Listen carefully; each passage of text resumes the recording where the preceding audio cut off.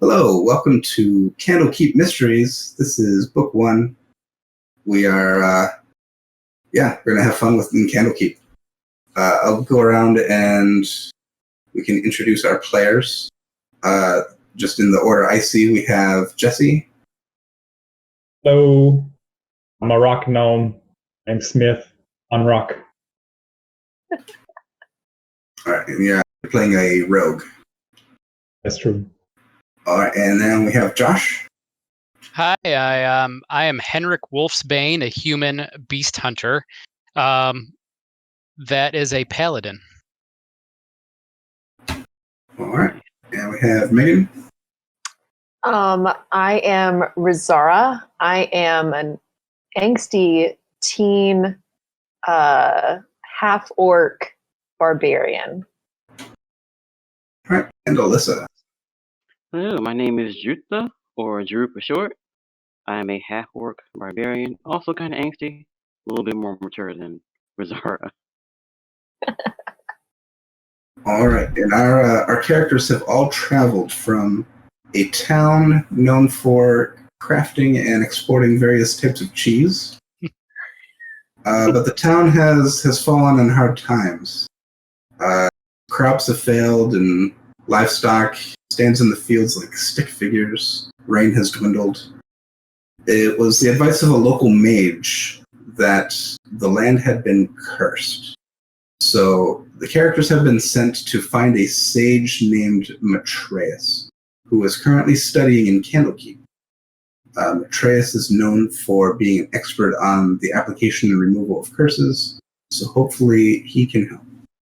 So our characters have traveled for some time. It feels like days, 10 days, months have gone by traveling, but you finally made it to the Way of the Lion toward Candlekeep.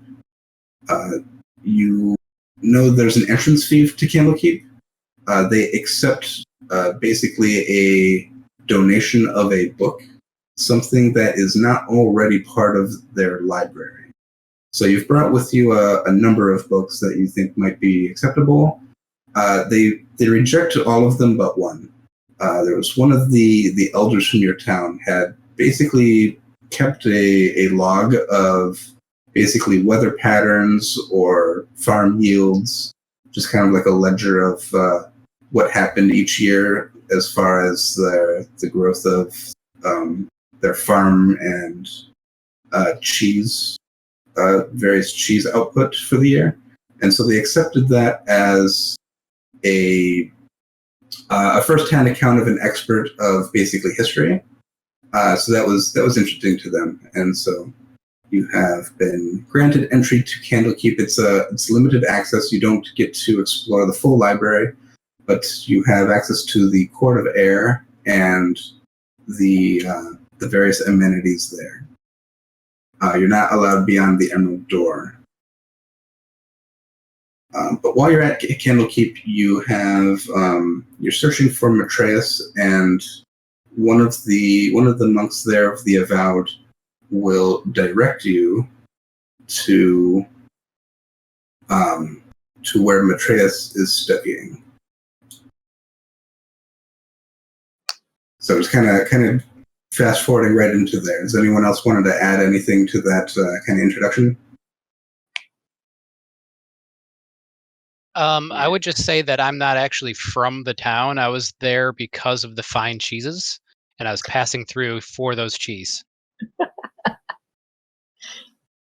Okay, and you're just saddened by the state of things and probably the lack of cheese, so you wanted to come make things right so you can get your cheese. I've seen plagues like this occur due to beasts, and as a beast hunter, I feel like maybe there's something to that. Okay.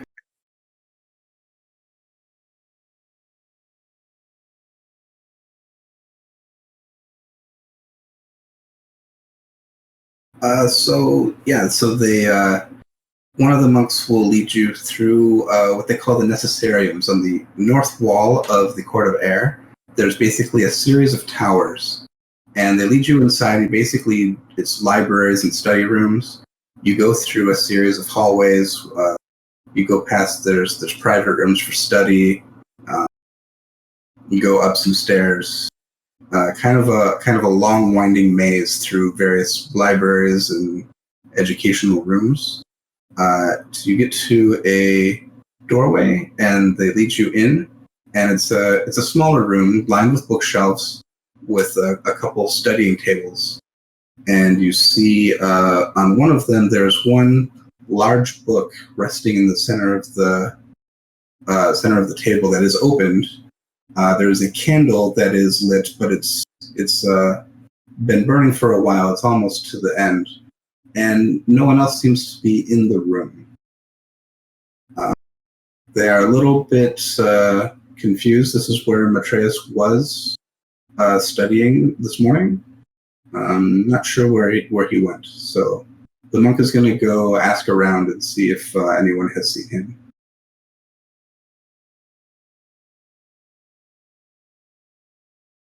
When's the last time Matreus was seen? It would have been earlier this morning. He came in here to begin his research. And what time is it? I don't have my sundial on.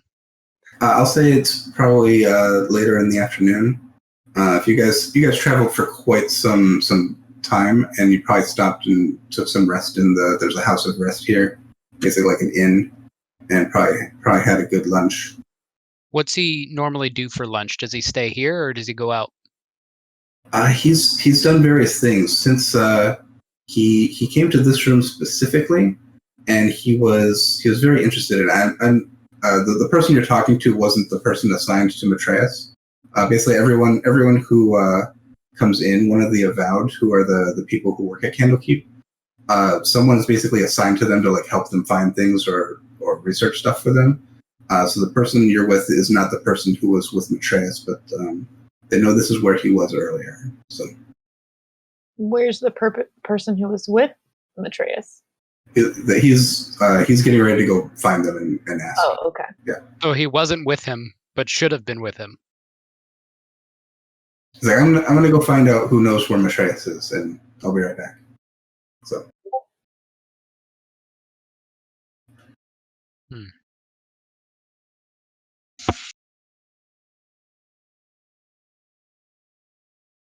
So are we in here by ourselves now? You are.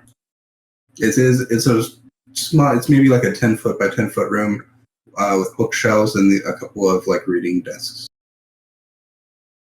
Are there any maps? Make an investigation check. First roll of the night. All right. 13. 13. There might be books of like with navigation on the shelves. Nothing in particular stands out like a map that's like laid out. The main thing you'll notice, there is this one large book that is open on the desk. That's that kind of stands out. Walk over, see what's on the pages. Yeah, if you look, it is opened up. But if you go and look at the book itself, the book is called "The Joy of Extradimensional Spaces." It is a heavy tome. Has a thick cover made of ornately tooled leather, decorated with gold filigree. And there's an illustration on the cover. It is a bust of an imposing spellcaster.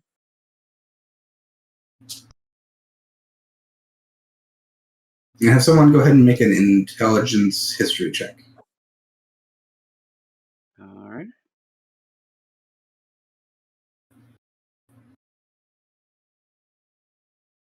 The history, that will be a 2. 2.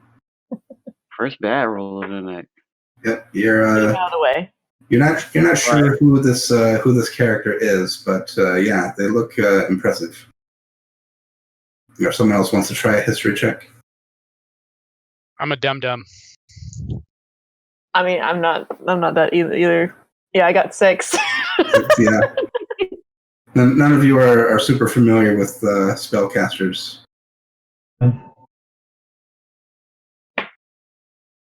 It's disappointing.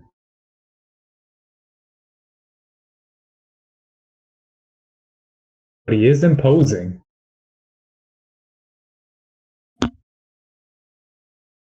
And who else? Who's like looking at the book? Is it just Smith? I was too. Okay. Whoever's like interacting with the book, looking at it, go ahead and make first make an investigation check. 12. 12. Okay. You see the page that it was opened up to. It seems to be talking about a specific type of magical spell, obviously having to do with extra-dimensional spaces. And you notice there are like words written in the margins.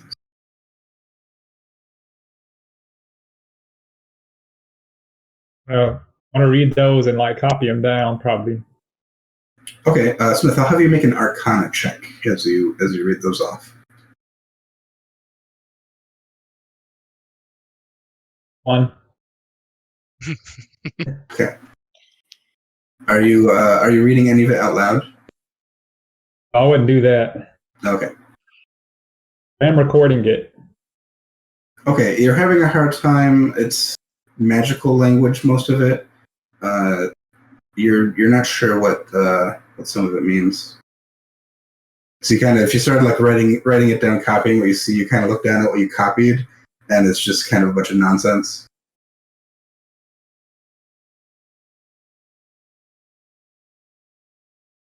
I would imagine you reading it out loud like the little kid in Billy Madison.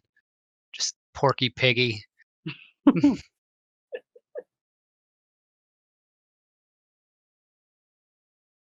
Is there anything else on the desk he was sitting over? Oh, there's a little candle holder. The candle in it's only maybe an inch and a half long, but it's still lit.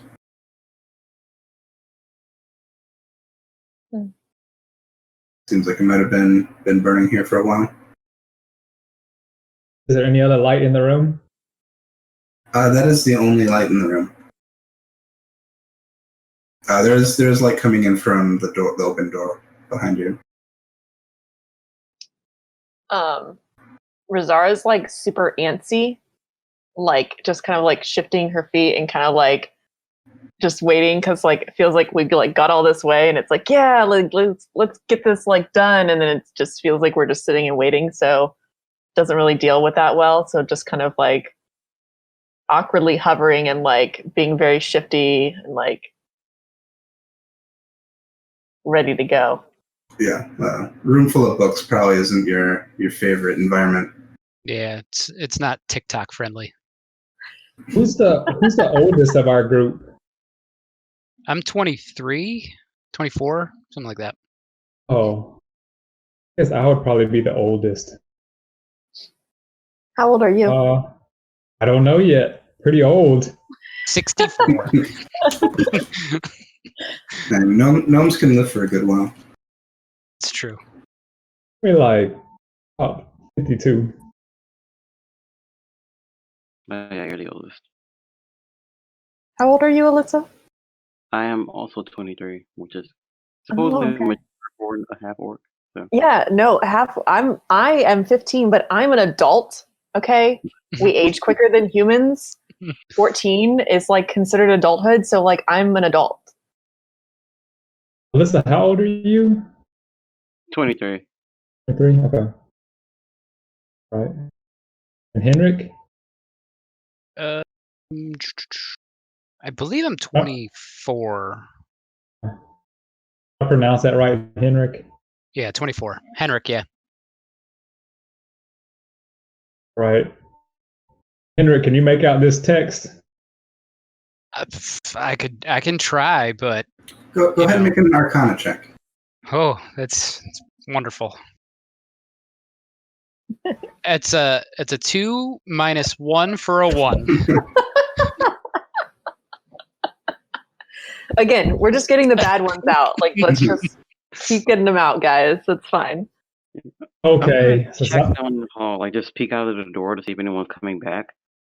Since we're having such a hard time. Yeah. Excuse me. Can we get some help in here, please? All right. Yeah, I usually don't like in the first, but I'll go ahead and start trying to sound out these things out loud. Okay, I'll give you another chance. Make one more Arcana check. We found the design flaw in this adventure. You need to pass one check in order to continue. 19. 19. All right. Yeah, so amidst what is kind of scrawled on the side, a lot of it is like magical runes or stuff you don't quite understand, but you do see what appears to be the word scepter. Now that you've kind of filtered out the other stuff, this is a word written in common on the side. It seems to stand out to you. It just took a while for me to get warmed up. Y'all will know the feeling. I'll share that with the group. What do y'all make of this? It says scepter.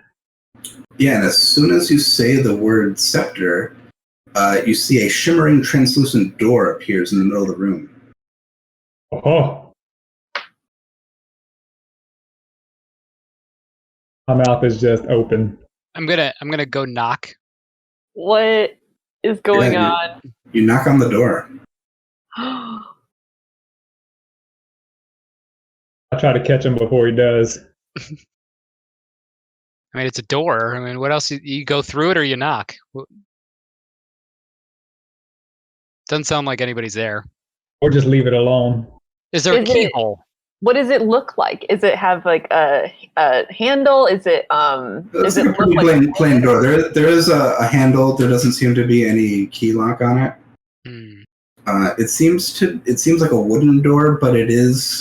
You can see through it, so it's not completely there.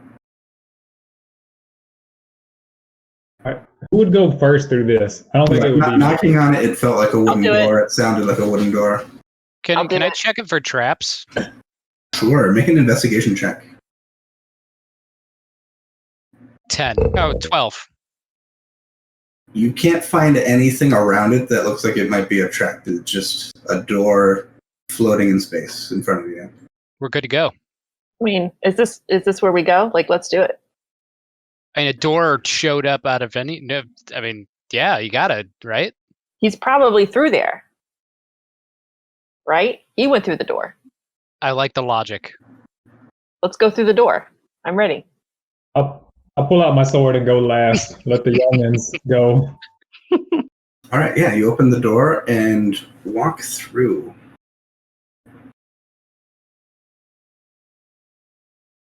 I would like to go first places, but I have normal people vision. So if we go into dark places, I can't see. I have dark vision, I think. So one by one you step through the door, and as you emerge, you find yourself in what seems to be the foyer of a mansion. You see the ceiling arches to 15 feet overhead, and long hallways stretch out on either side of the foyer. Standing in the middle of this area is a middle-aged man wearing gray robes. Trius. And he looks up and sees you, and he's like startled for a moment. He's like, "Oh, you startled me. I didn't expect anyone else to come. But thank you. Who are you?" I'm Henrik. Who are you? My name is Matreus. Well, we were looking for you. You know, you got people out there that have no idea where you are, and they're kind of running around silly for you. And he kind of like lets out a laugh. He's like, "That's expected." I just found this place. It's incredible. Wait, you just found it? Yeah, it was. Let me back up. I was reading this book. It's called the Joy of Extradimensional Spaces, and I found it was donated to the Candlekeep library by a mage named Fistandia, and it had her own personal notes written in the margins. And I found that this command word opened the door and led here. I asked about it. None of the none of the Avowed knew this was here, but it turned out that Fistondia frequently came to Candlekeep and always asked for this one study room. And they said she would disappear for days at a time. No one knew where she went. Apparently, she came here. And this place is incredible. It's filled with all kinds of fascinating things. And he leans down and he picks up, there's a little statue of, seems like some kind of like devil figure. And like, it's just so intricately carved. There's stuff like this everywhere. There's treasure, there's knowledge. It's going to take me a while to explore this place. How would you leave that book open so anybody can get a hold of it? Well, that was my one mistake. It seems after some time, the doorway you entered, it fades away. I was here trying some command words to get it open. Apparently, it's not the same word to exit as it is to enter. Real quick, But is the door still there? the door is still there. I'm going to go out there, Okay. and I'm going to close the book and run back in. Okay. So did you just close the book, or did you bring the book with you? No, I just closed it. I'm not that smart. Okay. So yeah, Henrik steps out and steps back in. It's like, okay. I closed the book. So are we stuck here? Like, what's going on? Well, I have a solution for that. If you allow me one moment, I believe that from the other side I can set it so that the portal will remain stable. So one moment. So you can set it and then forget it? Something like this, yes. And so he exits the room as Henrik just did. But as he does, you hear him let out a scream. Something seems terribly wrong. And as he does so, the door disappears. Opposite directions? Well, shit. One he just walked out of is not the magical door. Oh no, the magical door. And I think it closed on him and probably like cut off a portion of his body, like halfway through. Like you don't see half of a Matreus on your side of the door. Oh well, that's good. He Was it just like one of those like pinch thing, like you just like slam your like the door on your finger and it just really hurt type of a situation? Possibly, you're unsure. He just walked through confidently and then screamed, and then the whole thing closed down. Well, he's out there. He can open it back up for us, right? Oh, book's in here. No, the book's He out left there. the book out there, and he knows the command word. Like it's scepter. Oh, So do we just wait and hope he comes back, or should we look around? I thought Henrik grabbed the book into the new room. Okay. I closed the book and walked back through the door because I we were see, I talking see. about why did you leave the book open? So I went and closed it. Okay. Got you. Yeah, I'm not good with standing here. Like, we've got to find a way out. What was he saying? That he found a way out? Or figured out a way? He knew a way to keep the door open from the other side. But he thought there was a command word to open the exit, but the command word to exit is different from scepter, and he didn't know what it was. Is it scepter backwards? I was trying to figure out what that would be. Well, I'm already gonna start pacing around the room.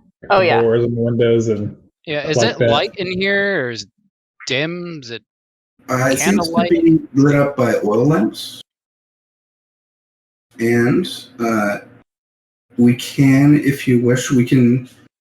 I'll let the group decide. We can go through this if you're exploring. We can go through it like theater of the mind and just describe it, or we can do. I can bring up a map and we can do like dungeon crawl style and move your tokens around.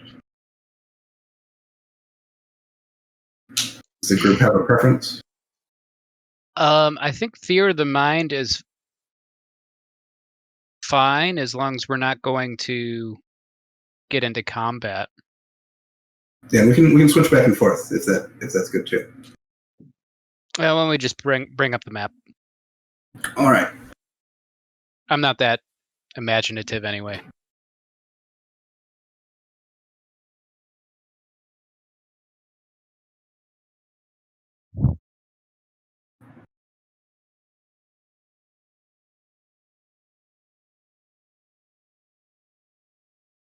All right. You are in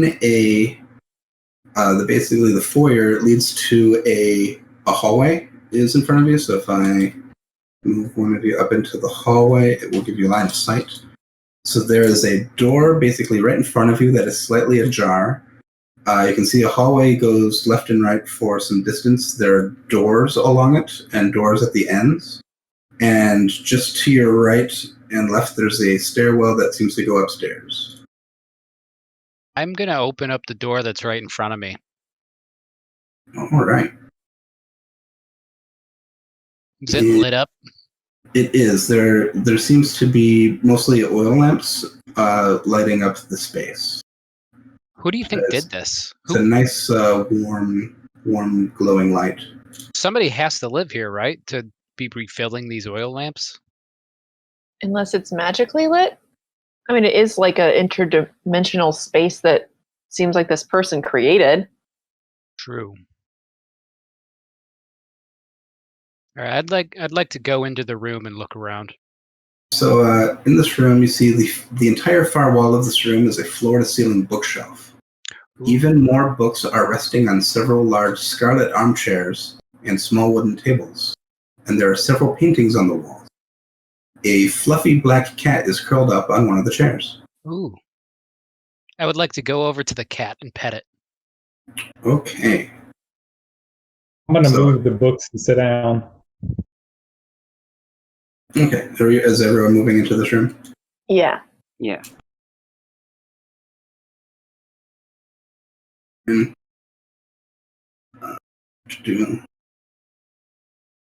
Hi, kitty kitty. I will have Henrik make a animal handling check. I am proficient. It's a 5. Hey, kitty kitty.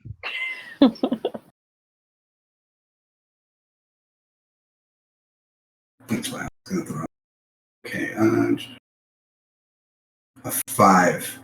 It doesn't seem too friendly to you, and it jumps down, and it does kind of walk around and like nuzzle up against people's legs, but it didn't really respond to your approach. Can anybody speak with animals? Guess that's not really this group, is it? Mm-hmm. Our I group is mean, real heavy towards hitting things. I grew up around animals, like horses, farm, but I mean, occasional farm cats, but I can't talk to them.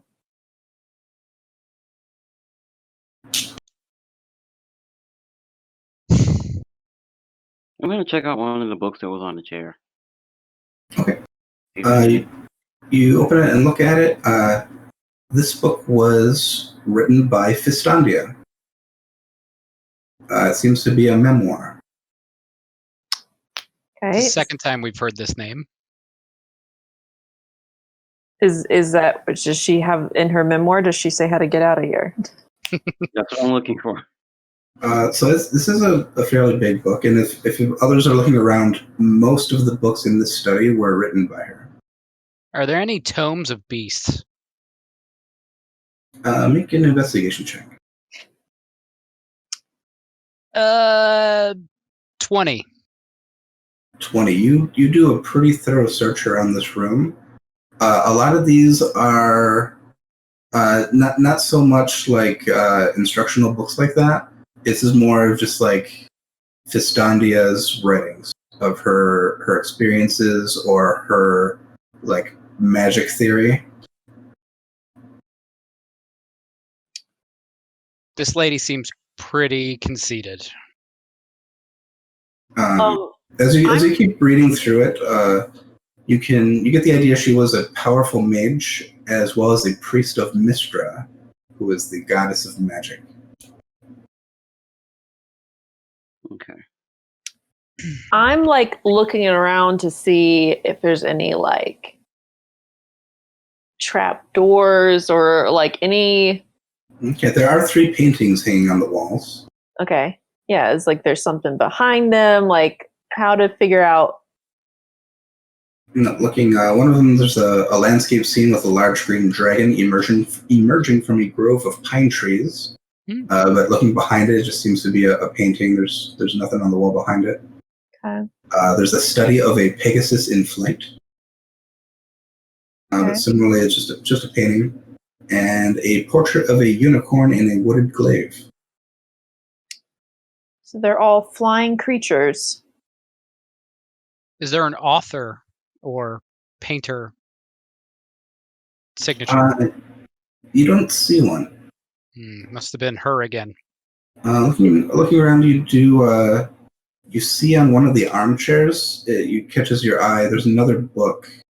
It's a big, thick book, but the only thing on it, on its spine, is the letter I. That seems odd compared to all the other books here. Dictionary of I words, or encyclopedia.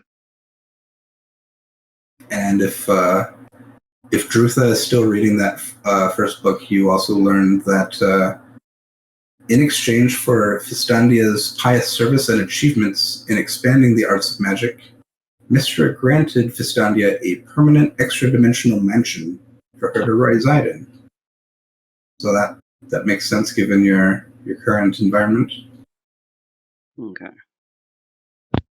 So maybe is she still here somewhere?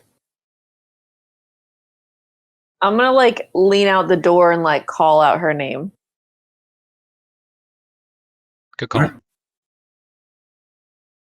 Nothing really seems to happen. Are you using the Foundry map right now? I am. How do I get there? I don't have it set up where people can log into it right now. Okay. Just doing the screen share. So basically, you're in this room. It's only 15, but it's showing you basically your line of sight, which isn't very much. You just got the walls of this room, and you've got the door open, which you can see back into the foyer you came from. Okay, now I see it. Yeah. All right. Is there anything scepter-y in here? Or like in the paintings or something else that might be related to scepters that might give us a clue to the opposite? Not too much so far. Okay. As you're exploring around, make one more investigation check. I got an 18. As you're going around, like just checking everything out, on the bookshelf you find the bottom leftmost book. You pull it out, and the whole bookcase slides forward. That's what I'm looking for. And there's a passage behind it.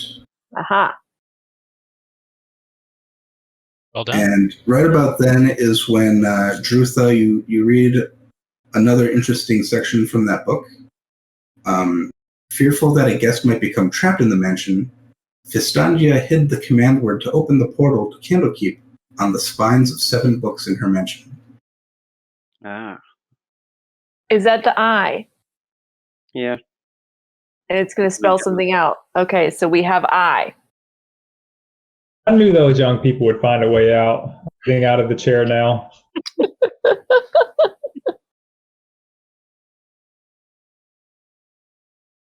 I'll start looking for other letters. Yeah, looking around this room, that's the only book you see like that. Others are all mostly just handwritten memoirs and stuff like that. Did we say 7? It was 7 books? Yeah. Okay. I'm pushing open my secret passage that I found. Yeah, it opens up, and Going up there, you see some stairs that head down. Down seems bad. Yeah. How come that didn't update? Do we want to check the other rooms first? But like this is here, just FYI. I'd say let's check one more room and see if it's something similar. Yeah. I mean, there's plenty of rooms, so. I'm going to leave the room and turn right and go down the hallway to the next room. Okay, so coming out, you're turning to the right. So down Yes. this way. Correct. All right. Is everyone else following? Sure. Yeah.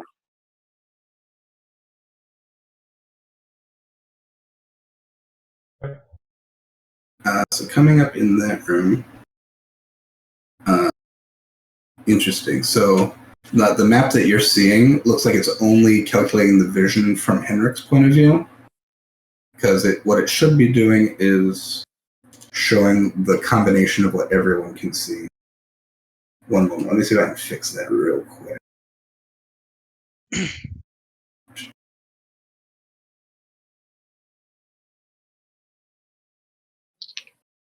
was wondering if I should be offended by small things that are under, or bad things that are below the ground.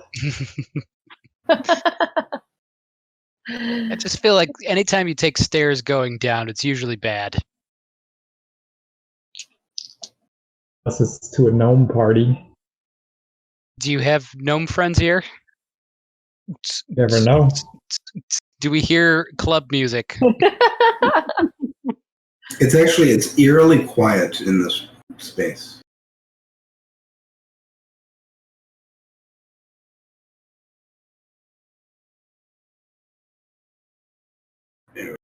These tokens real quick, so they didn't have permission set up correct. So I can do that. Over here, I can do this. And it will refresh. And it will, yeah. See it. Okay.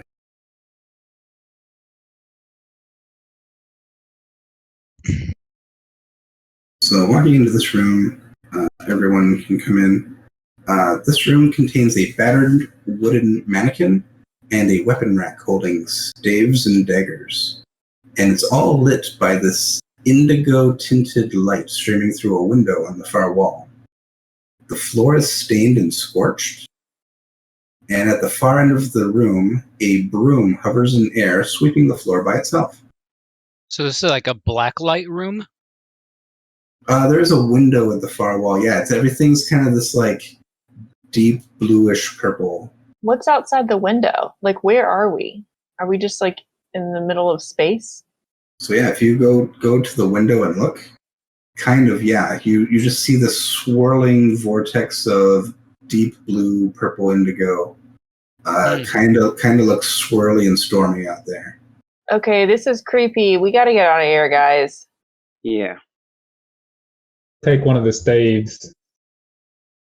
Okay. I would like to closely examine the mannequin for anything that looks unmannequin-like.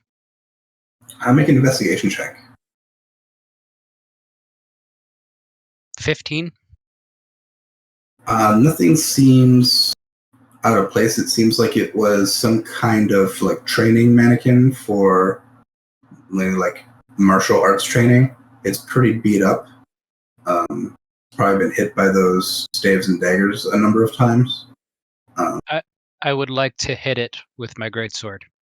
Sure, go ahead and make an attack roll. 12. 12, that is a hit. And the rest of you, you're just in this pretty small room, and suddenly Henrik just swings out his greatsword and slices into this mannequin. I'm like looking out the window and like kind of getting a little freaked out about it. And then like I hear like stuff and I'm like, whoa, whoa, whoa. And like pull out like my great axe. Like, what? I'll whack him with my stave and say, watch where you're swinging that thing. Like, what's the guy from Lion King? What's his name? Rafiki. Rafiki. Yeah. Like Rafiki. Yeah, and then this broom just keeps sweeping the floor around the room. I'm gonna go out and I'm gonna go to the next room down the hall because I think I'm getting like really antsy, like cabin fevery, like gotta. So you're going up to this room. Yeah. After this, we need to go downstairs, explore the hidden stuff, before we let them know we're here. I'm okay with that. You come in here. You see 2 tall shelves filled with books line the walls of this room, and 2 more shelves run through the middle of the room, with 10-foot wide aisle between them. Several stacks of books are piled high throughout the room. There are small reading desks with cozy scarlet chairs in the corners. I'm gonna yell out like, more books over here, guys. And I'm gonna start I guess I'll start on the left side and seeing if like kind of something similar to the first one with the eye. I'll take the low shelves. Yeah, I'll search the shelf just opposite of Razara. So she's going left. Dru'tha's going right. Mm-hmm. I'm the shortest too. Right? And Probably, yeah. Smith, are you going in the middle or on one of the sides? Or Yeah, I'll go through the middle, the bottom 2 shelves. okay. And Henrik, are you still hitting on the mannequin? No, but I would like to search the walls for any kind of buttons, levers. Okay, in this room or the next one? Where I'm at. Okay, you're starting the search there. Yeah. Everyone's searching through stuff. So everyone, go ahead and make a group investigation check. 17. 14. 12. 5. Yeah. So in this next room, you see books in this room have a number of different subjects. They seem to be mostly nonfiction. There's books in arcana, natural science, religion, astrology, planar travel. There are some volumes on poetry and mythology and folktales. But after a moment of looking, one of those shelves in the middle just falls over on top of Smith. Ah! Hearing the noise, I'm going to run into the room. Okay, and yeah, you didn't find anything else in the exercise room. Can I try to like react and catch it before it falls on him? If I'm like right there, like I'm on the other side of it. Yes. Well, first off, Smith, make a dexterity saving throw.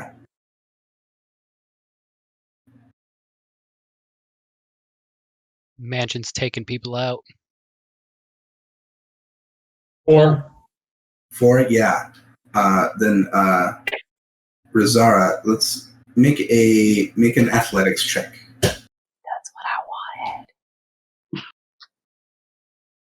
wanted. Yeah, that's gonna be a 23. So this is falling, and if Smith was any taller, he would have been kind of stuck under it. But you catch it kind of just in time and bring it back up. I mean, I'm sure there's books on him, but at least the bookcase is not. I didn't even react. I just watched it happen. But looking around to see what kind of happened, you notice next to you there seems to be just this weird pile of books that's like moving. And it's going to attack you. So we're going to roll for initiative. I'm going to scream like attacking book and point at it. In the middle? Yeah, I'm sure Henrik doesn't know what that means. Like, oh, I was attacking a mannequin. I don't even think I know what that means. I'm just screaming like something like 16. 1. 15 for what was that, Jesse? 21. 21. Oh. Whoa. I got a 10. 16. So Henrik and Dru'tha can decide who goes first. What's your dex? My dex. Jeez, where am I? +1? Where am I looking at? 12 +1. 12. Okay, we got the same dex. You can go first. All right. So Smith is up first. So this bookshelf was just falling over on you, and you saw Rosara grab it just in time to lift it back up, and then you see around near her there's this swirling mess of books that was just trying to knock the shelf over. I have a quick question. How do you do a two-handed attack? I've never had a weapon that I use in each hand. Second, the second Is this attack doesn't. You single don't add your roll? proficiency. Well, so are you using the two short swords, or are you using the rapier? If I use the two short swords, how would I roll that out? Okay, so as your action, you would do a normal attack, and that's one of them. As your bonus action, it will be the other one, but you won't get to add your proficiency to it. So where you have a +4 to hit on your short sword, the second one is only going to be a +2 to hit. Is that right? I would just subtract it after I roll on D&D Beyond. Yeah, I think so. I don't know how to tell D&D Beyond you're rolling a second-hand attack. I'll try that. Okay. So to hit. So if you're gonna move around to it, go ahead and make your attack roll.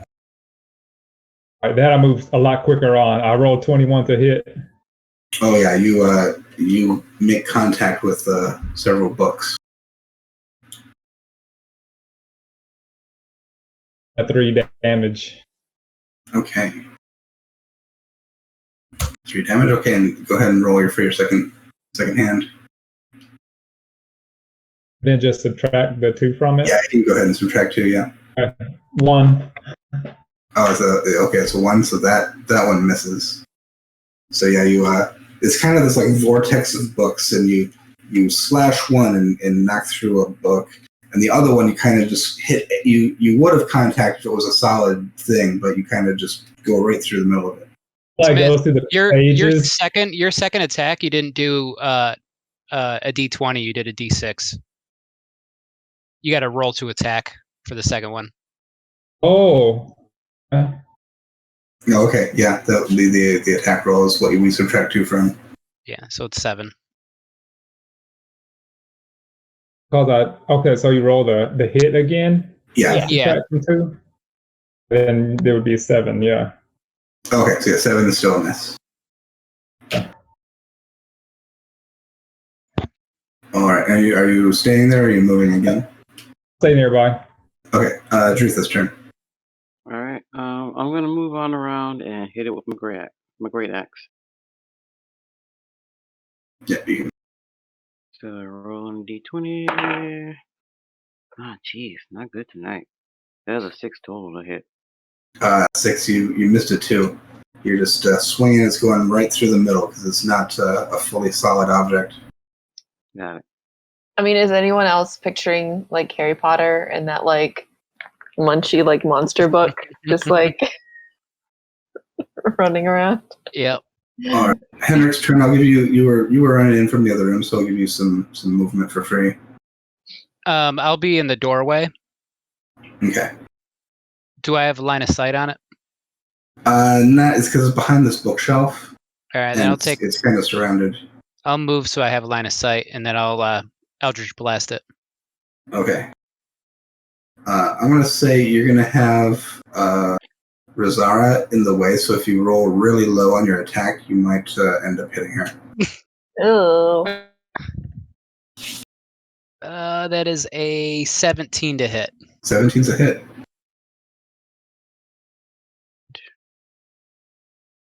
Yeah, I don't want to get beat up by residual damage like I did last week with Alyssa here. I'm sorry. 7 damage. 7 damage. Oh, that hit it pretty good. Yeah, it probably knocked one of the books completely out of the swarm. Oh, it's a swarm? Oh. So now the swarm of animated books is turned. And you got its attention, so it's going to turn around, but Razara is right in front of it. So it's going to attack her.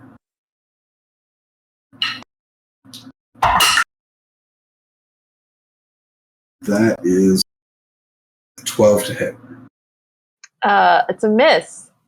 All right, yeah, it's like 2 books come out and try to like kind of like clap you, but you move just in time.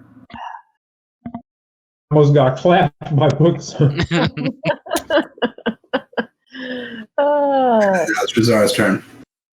I think I was like, because it was like right near by me, but I've been hesitant because I'm like so bewildered. Like, what in the world is going on here? These books are flying, attacking me. And you might have had to take a moment once you righted. Woke me up. You know what I mean? Like, yeah.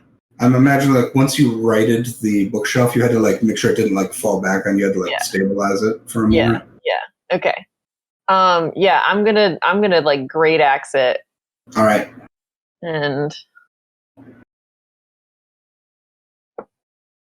I think that's a 21. Oh, that's a hit. And I'm super stoked. I've never had a weapon with so much damage before. I get to roll a d12. This is so exciting. I'm always like a puny thing with like, here's your little d8. Okay. That is going to be 10 damage. 10 damage. How do you want to do this? Ah! Nice. I think I'm just so flustered and I'm just like hacking away. Like, ah! Yeah, so you just kind of axe through several books and they just like fall out of it. And eventually the rest of them just kind of just fall down. And I think I'm still doing it because I don't think that it's gone. So you're just axing away. And, like, you guys will have to tell me to stop because I'm just like... Yeah, I just like put my hand on her shoulder, like it's okay. When you stop, one of the books is just stuck in your axe. Oh, that poor book. I like lift it up and just like and put. Is there anything interesting on it? Yeah. You see on the spine of it, it has the letter R. Ooh. All right. So we have I turn around and I like show everybody. Like, is this what's gonna go on here? Is this? It's a little weird. And But it seems we're collecting letter books. Yeah. So do you see? Because it might be hard to see on the screen capture, but the left side of this room has a doorway, as did the end of the hallway outside. So there's another way out of this room. Oh, okay. Finish checking all the spines. Yeah, looking around, the one that you found is the only one you see like that with a single letter on the spine. I mean, I have a feeling it's going to be like every room has a thing. And now this book also has a nice axe gash through the middle of it. Are we saving the books? Should we be bringing all the books with us in case we need them? Yep. Who's the person that wants to carry them all? I don't mind carrying books. Only my turtle friend was here.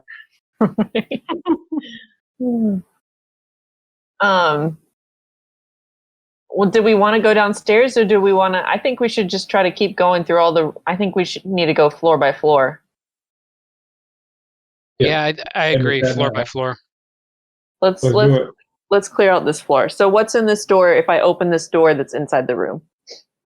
You open that, and it seems to open up to outside, to like a patio.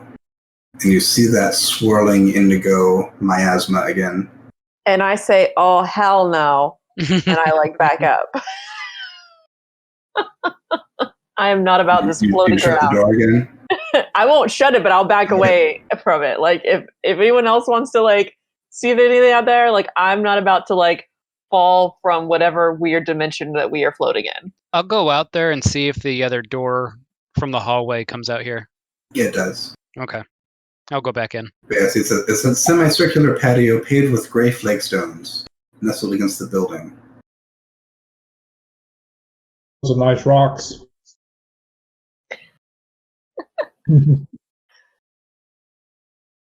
I'll probably start going back down the hallway to see the other direction then, I guess, that we didn't go in. Yeah. On the other side of the first room. If I remember right, there were stairs in the middle, and there was a few more doors down the other end. Yeah. So past the door you opened, the next thing in the hallway is stairs heading up, Okay. and then there's another door just past that. That door seems slightly ajar. I will slightly peek my head in. It appears to be a kitchen, and you can smell like something's cooking.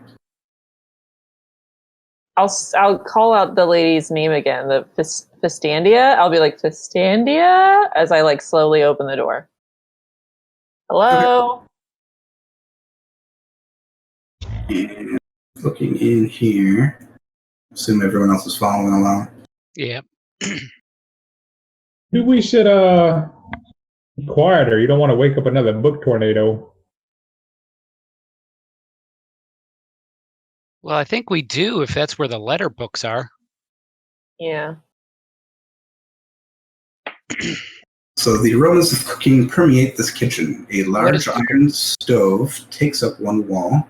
The rest of the room is filled with large tables and racks lined with hanging pots, pans, and cooking utensils. Everything else is sparkling clean. With a flapping of wings, two small forms land on the nearest table. They bow low before you and ask, "How can we be of help to our honored guests? Cooking, cleaning, mending your clothes, perhaps?" What kind of creatures are these? Go ahead and make an Arcana check. 7. You are not sure. You haven't seen anything like this before. They're small and squeaky and offering to help and be friendly. What is the food? We have fresh bread. We have soup. And one of them is already like slicing up some bread and plating it. And the other one's pouring soup. I will partake. Where's Fistandia? We haven't seen Fistandia in so long. We've been here for a long time with mostly just the cats to look after. Need some socks that need darning. We'll see to that. Looking out. Do you know where the books are that have the password to leave?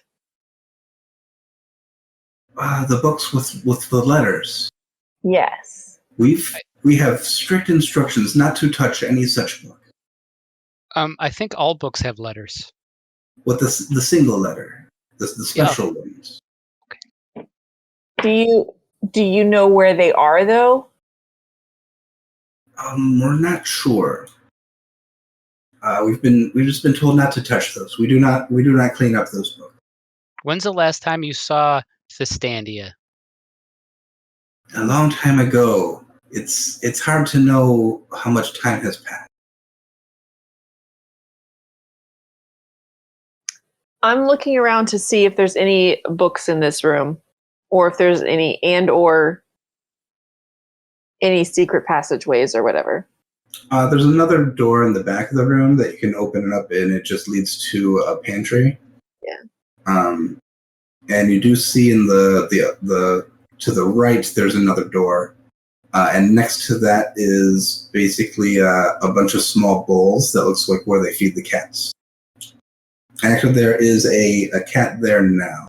It looks to be a smaller Siamese cat. Oh. I I'm will gonna ask eat our the soup. friend. I'm gonna ask our friends. Is there anything else here that is, subject to attacking people? Oh, not too much. In the arboretum, there are fairy dragons. They're mischievous, but they're harmless if you stay out of their way. Okay. Something keeps making these piles of books in the library. We're not sure what that is. I don't think it has attacked. I think it just did attack.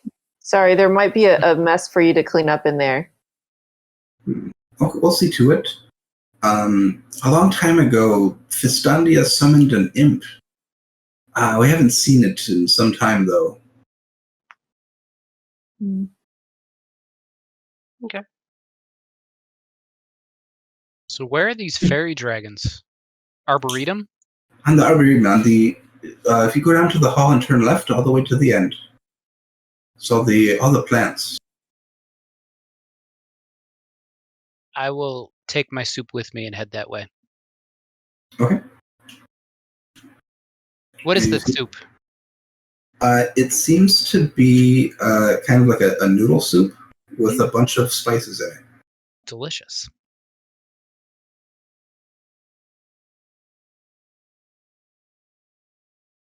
Okay, so Henrik is heading back out the hallway. There's another room to your left as you go. But if you walk out and see the arboretum, you find also this door is partially open when you get there. So this end of the building is an arboretum with open arched walls. Flowering shrubs and small trees grow between paved paths that meet in semicircular patio. There's no sun, but two glowing globes hang above the plants, bathing them in light. There are colorful blossoms everywhere, filling the air with their perfume.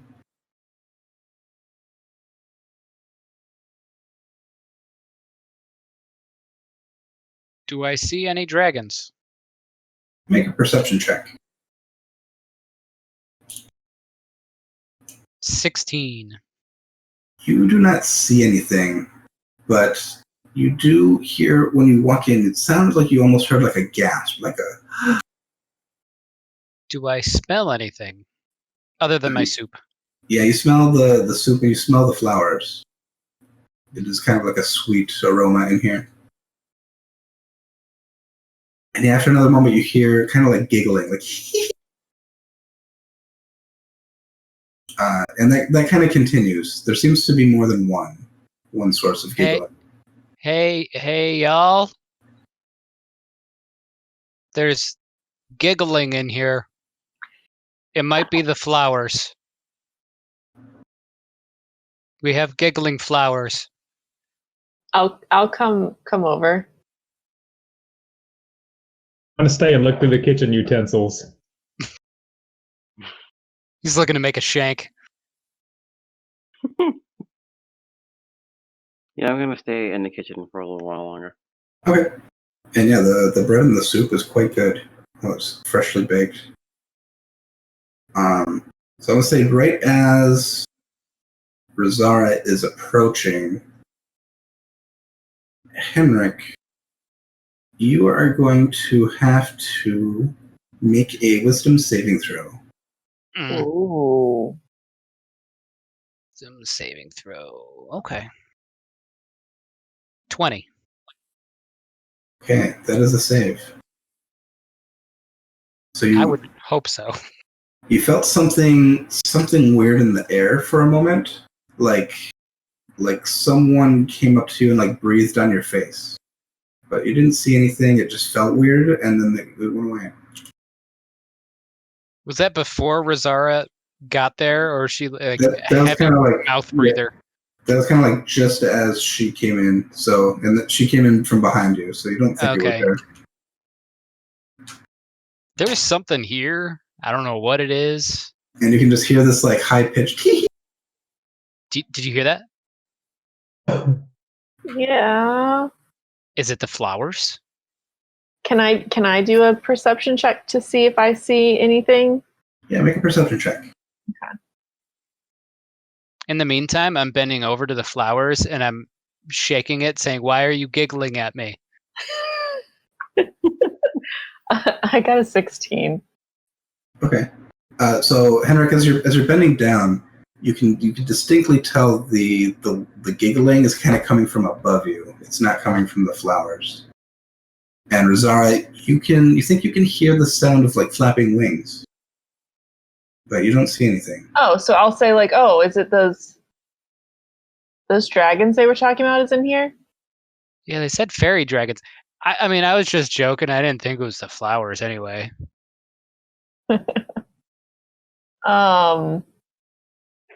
If I look up to the ceiling, do I see anything? So there isn't a ceiling here. It goes up to the indigo swirly sky. Oh, I don't like it in here.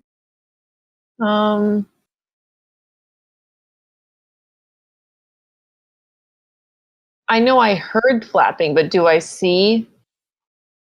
You do not see what might be causing that. I'm gonna walk back out and ask the cute little kitchen helpers.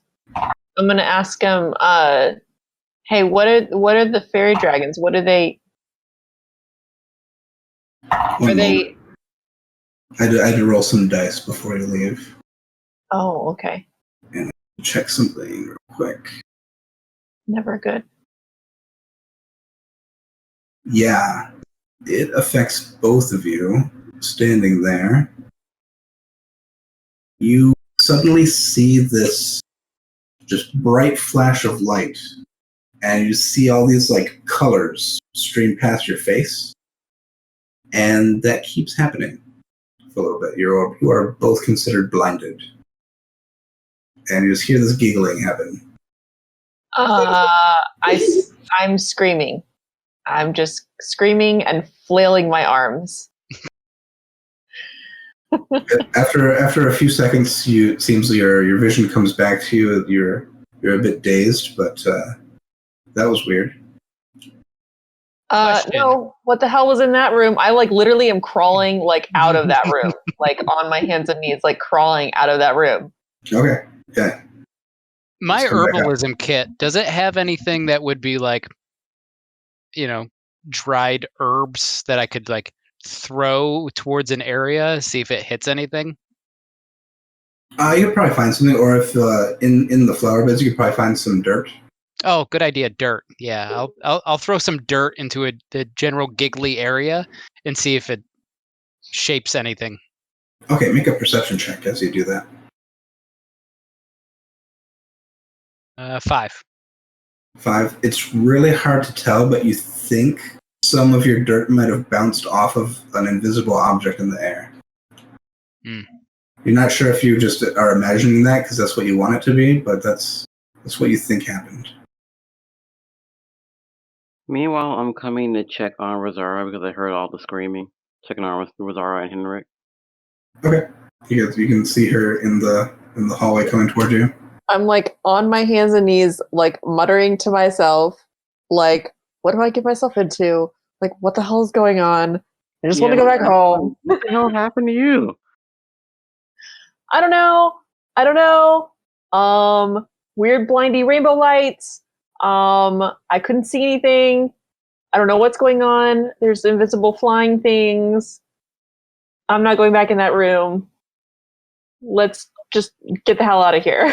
Henrik, go ahead and make another wisdom save.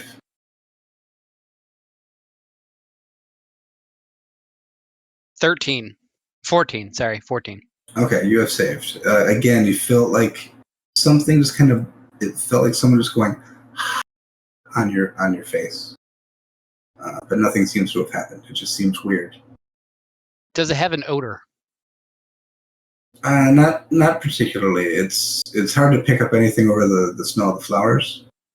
I would like to throw a ration on the ground. Okay. And yeah, the giggling just keeps continuing. All right, I'll leave. All right. I'm going to come out the kitchen with the mechanical egg beater spinning. Okay. I'm gonna help And, Zara. And by this time, one of the creatures in the kitchen has your socks all ready for you.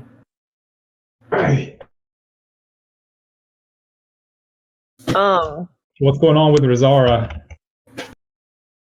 No, we just need to like get out of here. Like we need to figure out. I just like open the next door of like the next room. Like I think it's like panic mode.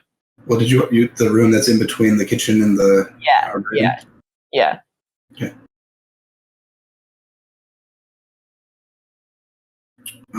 Looking in here, it seems to be a dining room. All on the right wall is large windows. Across the whole wall, look out into the planted beds filled with vegetation. And within this room, a crystal chandelier hangs above a table made of dark wood. 6 matching wooden chairs with scarlet cushions surround the table, and a 7th chair sits alone in the far corner. I'm frantically looking for books. I would like that to can be hidden. go up to the window and stick my tongue out and kind of dance in the direction of whatever is out there.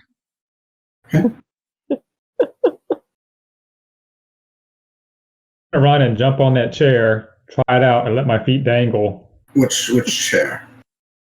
One by itself. Okay. As you run into the room, past it, about here, the chair that's to the bottom left attacks you. Boy. I'm It gonna try to hit it with the egg beater. you see this chair kind of have like this weird arm thing come out and try to hit you. That is an 18 to hit. Sure, yeah, that hits. Okay. That is going to do 7 bludgeoning damage, and you are stuck to it. You're stuck to the chair? Yeah, this weird like tentacle thing came out of the chair and it hit Smith and like stuck him there. So you see this weird chair creature here, and we're gonna roll for initiative.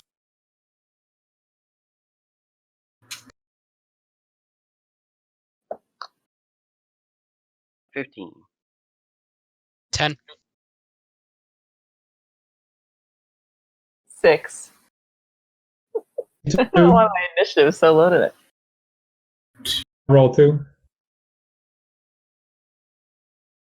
Okay, so Dru'tha is up first. Okay. Just saw Smith run into this room and get hit by this chair. I'm attacking the chair he's stuck to. All right. Okay. All right. I'll throw my javelin.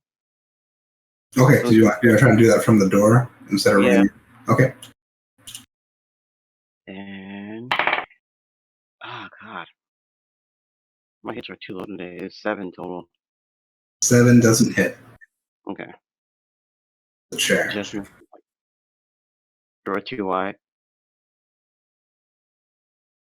All right, Henrik. I would like You're to dancing in front of the window, and you see all this happening behind you. I will turn and just let go of an Eldritch Blast. Okay.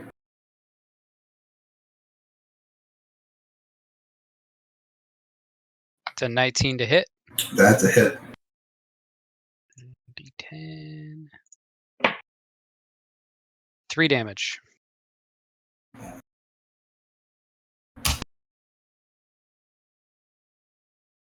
All right, the chair is going to, holding on to Smith, is pulling it in, and you see this mouth appear, and it's going to try and bite him. That's going to be 24 to hit. Assume that's a hit. That is, I rolled the wrong dice. That is 5 piercing damage. To me? Yep. And it's also doing an additional 4 acid damage, so 9 damage total. Oh, I'm conscious. I had 3 before that even happened. So Rizara, you are up. Yeah, I'm so freaked out by this creepy place with it attacking. It's like Beauty and the Beast, but like a horror version is like what we're in right now. Like Beauty and the Beast wouldn't be scary enough. Yeah, I'm just gonna take my great axe and just like attack it. But I mean, obviously, try not to hit Smith. But yeah, we're gonna smash his face. Put your legs under my legs. That's a 25 to hit. That's a hit. So. Yeah. Tis a hit. That's almost. It was a 19. It's very close. And that is going to be 11 damage. Hey. It's looking kind of hurt. Smith, this is your turn. Please make a death saving throw. Which dice do I use? It's a D20. You want 10 or higher?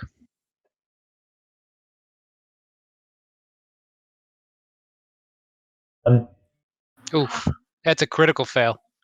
Oh, okay. That counts as 2 failures. So if you roll another failure, Smith is dead. Oh. Little life. Well, he had a good life. It is Dru'tha's turn. Lived. We've got no healers or anything in this. I know, right? He just got his socks too. An egg beater. Alright.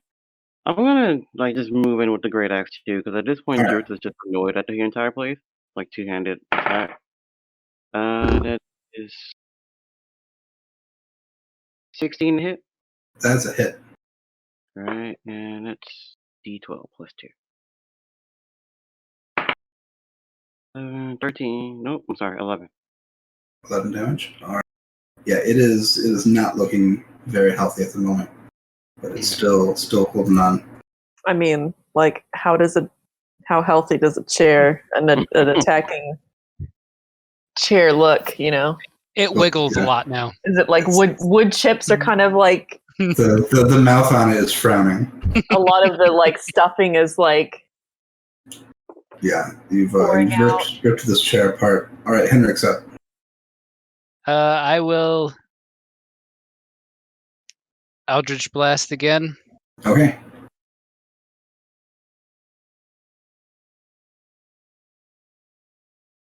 It's a 16 to hit. It's a hit.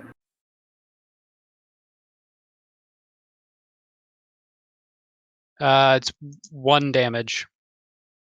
Okay, it looks a little bit worse off than it did a moment ago. So it's going to swing its weird sticky arm thing out around to Dru'tha. And it's not a good roll. 12 to hit. No, that misses. All right. And it's Rizara's turn. Okay, I'm gonna try to chop him off. All right, that is going to be a 16. That's a hit. And that is a 13. That's very much down. I'll go over and expend my 5 hit points of lay on hands. Okay. So yeah, Smith, you come back up with 5 hit points. That's all the healing we got. Right. I wake up and I don't know, start poking at it with my. Yeah, and you see this creature turns into what you've heard of as a mimic. And yep, it's laying there dead. I just kick it for extra measure. Yeah, I'm like poking it with my like great axe. Like, is there any book that falls out of it? Like, because at this point I'm like, something attacks, and then we get a book and letter, and then I can go home. No, that seems like that may have only happened that one time. Okay. I would like to cast Divine Sense. Okay.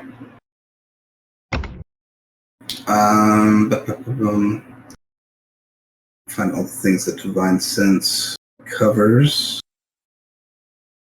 You don't detect anything good or evil. Nothing is affected by the hallowed spell. Celestials, no. Fiend or undead within 60 feet, no. You hear that within 60 feet?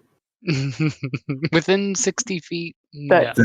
that qualification there of that is not behind total cover. So there could be 50 fiends and undeads and celestials just behind the wall in the kitchen. There you go. So is there no book in this room? There's not seem to be. And literally I say that out loud. There's no book in this room. Like, what the hell? And probably for comedic timing, one of the creatures will come out from the kitchen, open this door, and start serving more plates of food around the table, since you're all in here. I mean, I'll take a hunk of bread and like angrily like munch on it. It's good bread. They keep baking more. Is this like games where you eat food and it replenishes your health? Nope.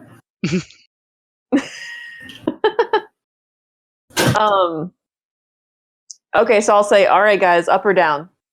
Down. Down. Let's go to the creepy secret passage. All right, yeah. Going down the stairs, you have to kind of go single order to fit. What is your marching order? I will go second. I'll go first.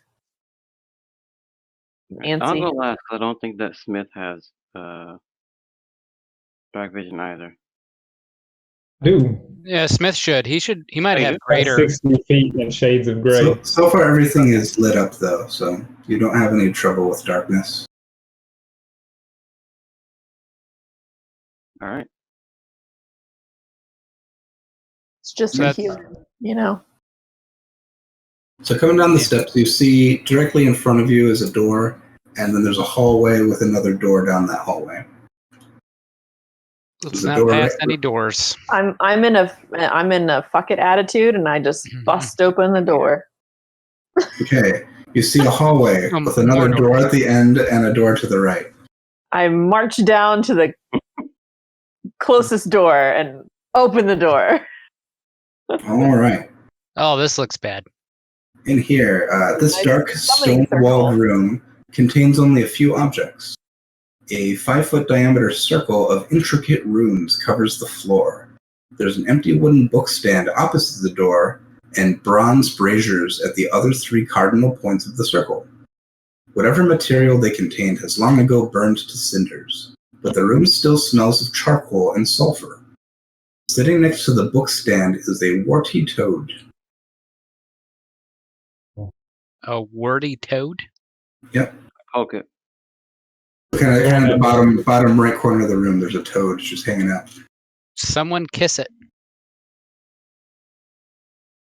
Not It's gonna that turn bold. into a prince. I don't think I even I don't go in. Okay. I think I stand to the side and be like, guys, I don't know. I see the toad and go in. Okay. Smith will go in.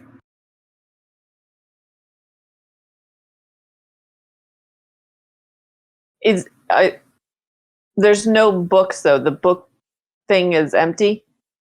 Yeah, the bookcase seems to be empty. I'm gonna smell the braziers. And I'm gonna like lick my finger and then what was inside them. Whatever you tasted isn't good. It smells like cigarette ashtrays. I try to approach the toad. Okay, when you approach the toad, it attacks you. Oh no. It was a toad. Both things of the earth. It just comes up and it's got claws and it is going to Oh no. attack for that's a 12 to hit. Ah. Yeah, that's a hit. Okay, then that is going to be 4 piercing damage. Ooh, he's Wait, still up. Why is it a hit? I'm armor 13. Oh, I thought you said it was a hit. Okay, then no. So it swings and it's a miss, but we're gonna roll for initiative.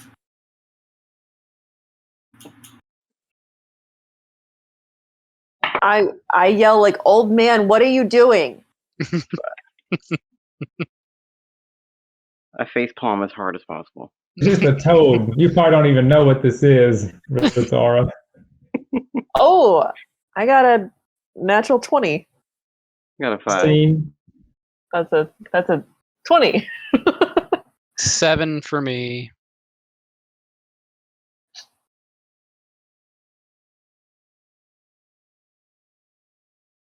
So Razara is up first.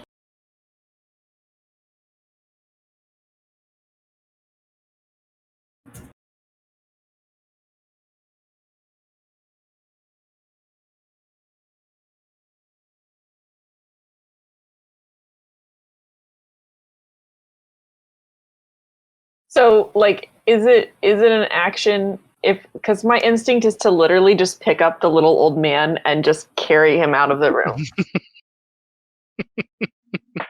That's not going to happen.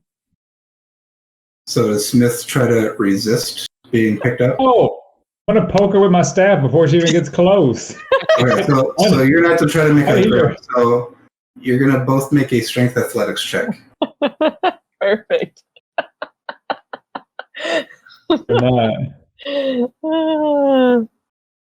Strength or athletics? Yeah, it's an athletics check, yeah. That's a 24. Athletics 21.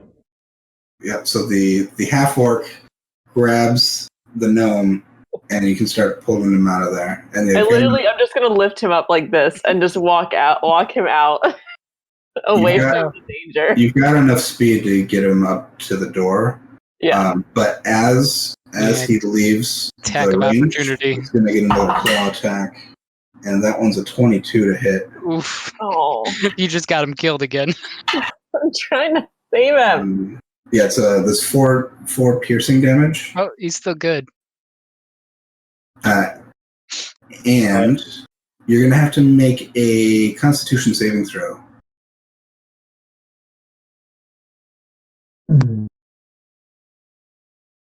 15. Okay, you're good. Then I think it was you were next with a 16. Okay. It's your turn.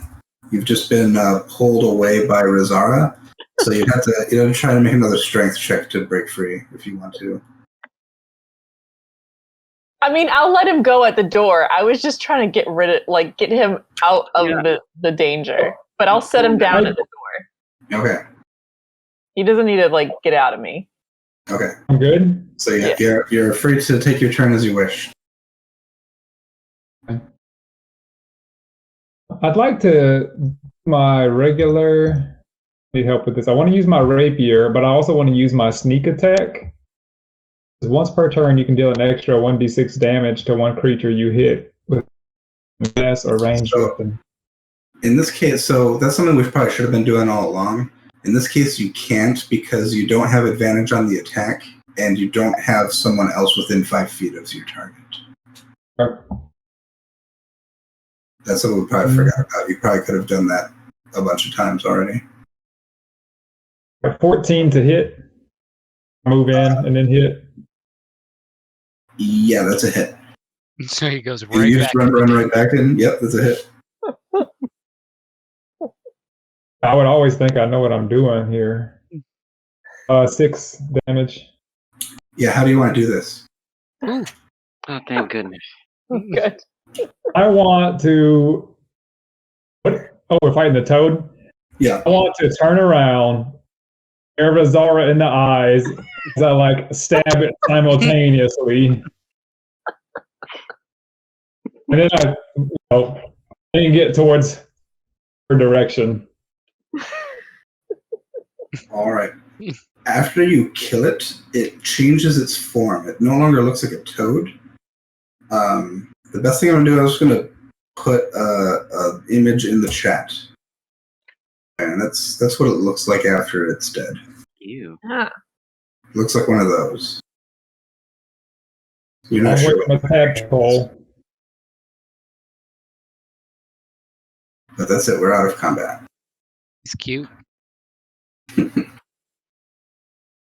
Zara, you better not ever grab me like that again. You keep hurting yourself. Look at you. You're all bruised and bloody. Need some kid helping me. But looking around this room, there's nothing else here. I slam Does the he door. have a? Does the toad have a letter on it?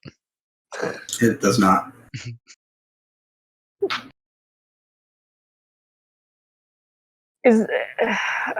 I think I'm going to look for some sort of trap secret doors in here then. Yeah, looking around this room, you don't find anything else other than what you initially saw. It looks like some kind of summoning ritual was performed here. Yeah.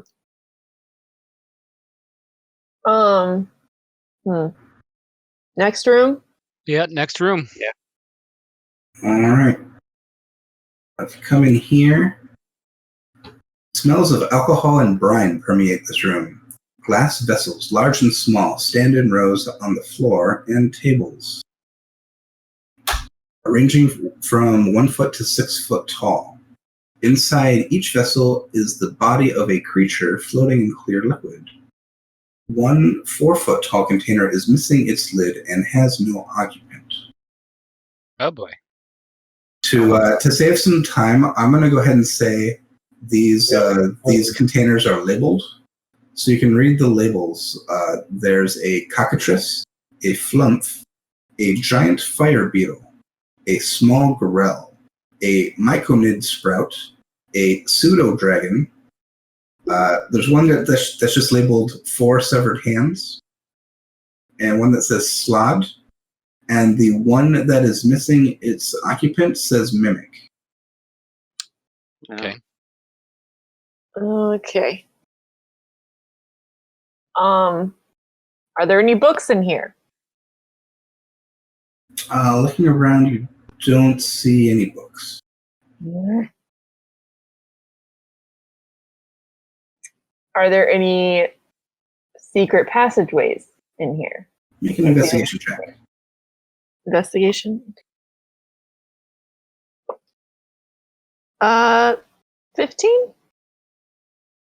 You kind of thoroughly look around the room. You don't find anything that looks like it's going to move or become a door or anything.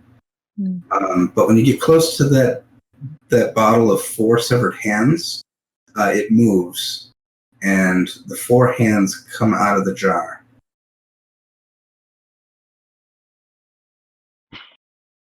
Attack me? Well, is it something you want to do first? You just see this jar moving, and you just see this like hand like creep up. I back away and point at it. All right.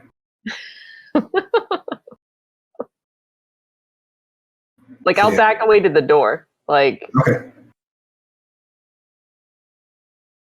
Is anyone else doing anything about these hands moving, or are you just gonna leave? I was already out of the door. Okay. I'm tempted. I hand Henrik the egg beater and then tap him on the back and say, "Go for it." All right. Henrik, with your new weapon in hand against these hands, what do you want to do? Whip him up, Henrik. I would like to go back to the doorway and turn and fire an Eldritch Blast at it. Okay. I will say there's 4 of them, but they're all like in a container. So I'll let you do one against all of them at once.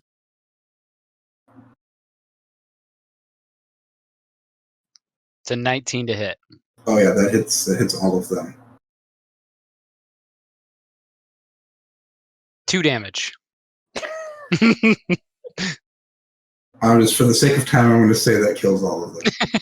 yay! Egg beater could have did that.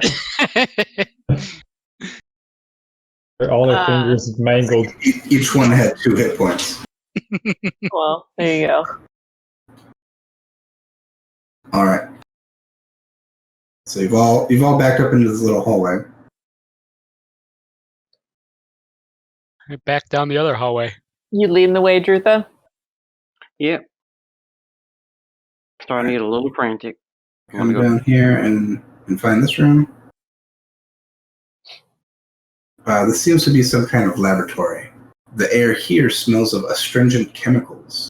Long wooden tables stretch across the room, laden with vials, beakers, and flasks holding various liquids and powders. Books are stacked between the glassware and chemicals. Yellowed paper charts and blackboards full of complex formulas cover the walls. I tell you, if any of us had picked some sort of wizard, we would be having like a heyday in this place. But like none of us went that direction. This is my kind of place. I kind of take out my great axe just to be on the cautious side, and then warily approach the books.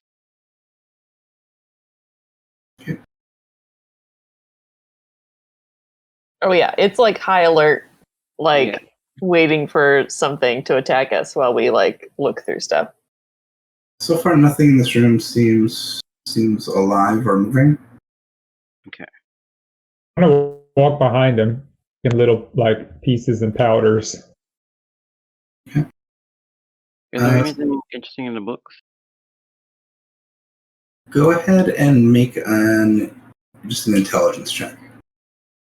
Intelligence, okay. 3 total. You're not sure what any of the science stuff is. Okay. And someone can go ahead and make an Arcana check.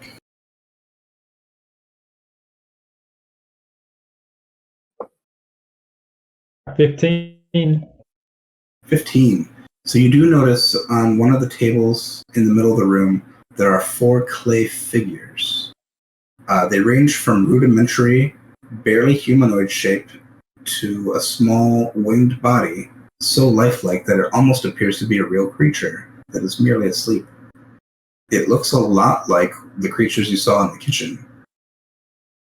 So it looks like somehow they might have been making these creatures.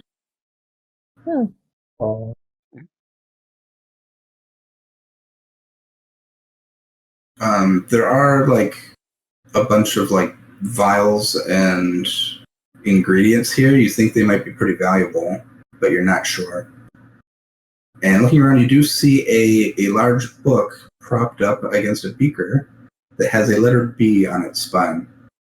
Ah. Bird. B-I-R? Or rib. Rib. Birch. We're gonna have ribs for dinner. Birch. Can I put one of those little figures inside a spare beaker with the lid? Sure. And as you're looking around, you do come across 2 potions of healing. Ah. I instantly feed one to Smith. Thank you. Just pour it from up high, and I run under and catch it. Well, let me see if I can get a link to it. I think it's 2d4 plus 2. That sounds right. Yeah, 2d4 plus 2. You get that much hit points back per potion if you want to take one. Oh, roll a d4 plus 2. 2d4 plus 2.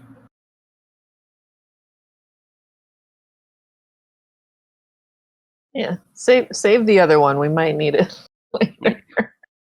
So you got 5 hit points. Thank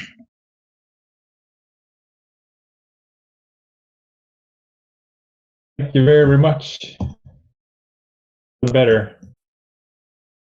All right. He gets position back intact. But yeah, you pretty confident you found everything of interest in the basement now. Okay. Yep. Anyone else like the movie Clue? That's how I kind of feel like what we're doing right now. Like Yeah.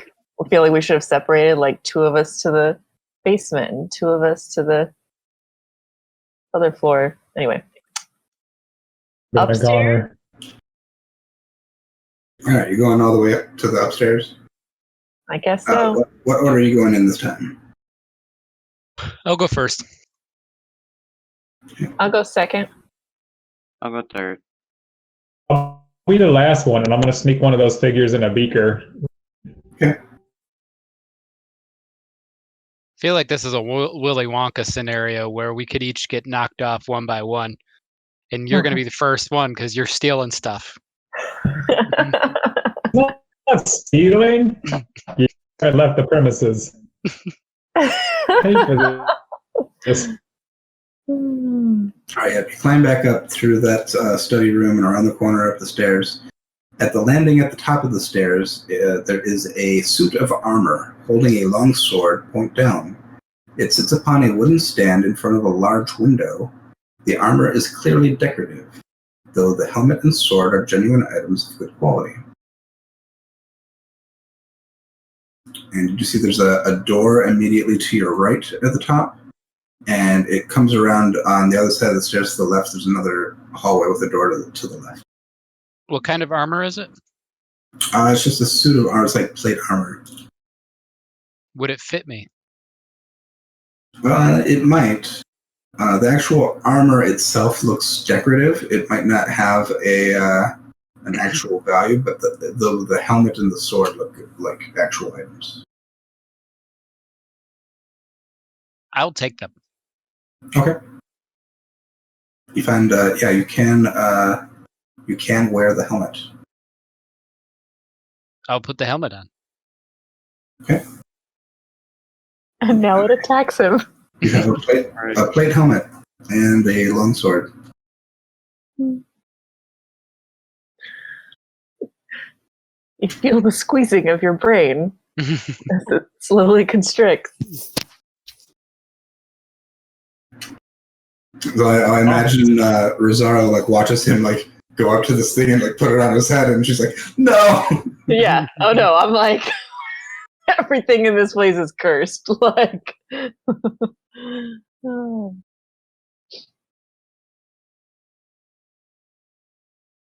right, so I'm gonna open the door to this room. The one to the right. First one. First of all, someone else make a perception check. 17? Yeah, so you do have, since you paused here, you do have a moment to look around. You avoid your gaze looking out the window because that freaks you out. Yeah. But you actually look up, and you see there seems to be like an attic door in the ceiling. Okay. So you see there's a panel that looks like it could lead up to an attic. Is it something we can reach? Not easily. You probably have to like find something to climb on to get up there. Or you can like hoist each other up, but yeah, it's in the ceiling. I'll point it out. that might be the place we're going to next after we clear this floor. But Dru'tha is opening the door to the right. Get all the characters up here. Must be. Yeah. I just didn't have enough room on the stairs. Alright, you open this to find another hallway. Oh, sorry, and this door was slightly ajar already. And you see another hallway, kind of like you saw in the basement, with another door at the end of the hall and a door to the right. The door at the end of the hall is also slightly ajar.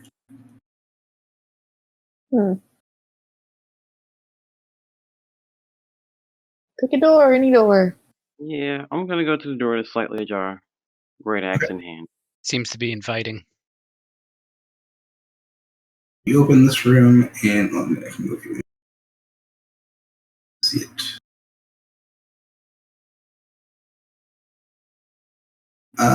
This is an open and airy bedroom. A canopied bed with rich scarlet curtains occupies one corner. A jug and a washbin stand on top of a chest of drawers, and a fluffy black cat is napping on a scarlet easy chair. One wall is covered with a large painting of a gold dragon perched heroically on a mountaintop. You see the cat jump down and give one of those like stretches, and it comes up and meow. And just kind of greets you. I would like to go pick up the cat. Okay, make an animal handling check, please.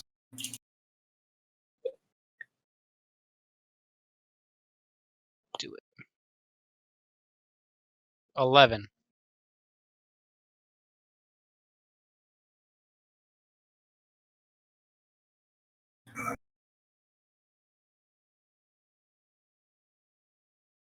Yeah, so the cat seems friendly. It starts purring.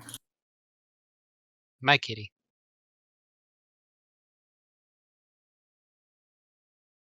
And it just feels warm and cozy in your arms. Coming with me.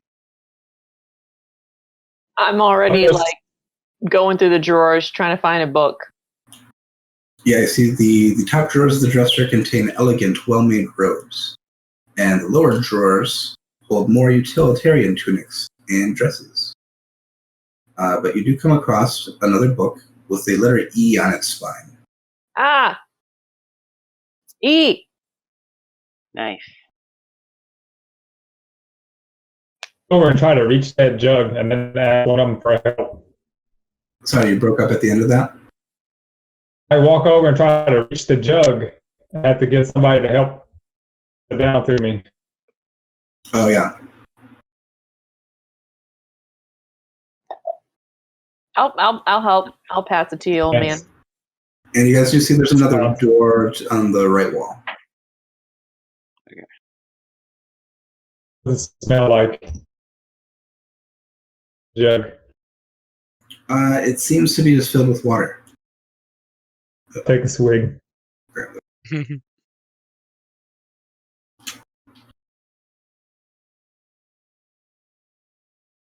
Yep, it's water. Offer it to my comrades here. Is there anything like under the bed? Nothing that you see. I mean, I don't think we'd find two books in one room. Pretty But clean.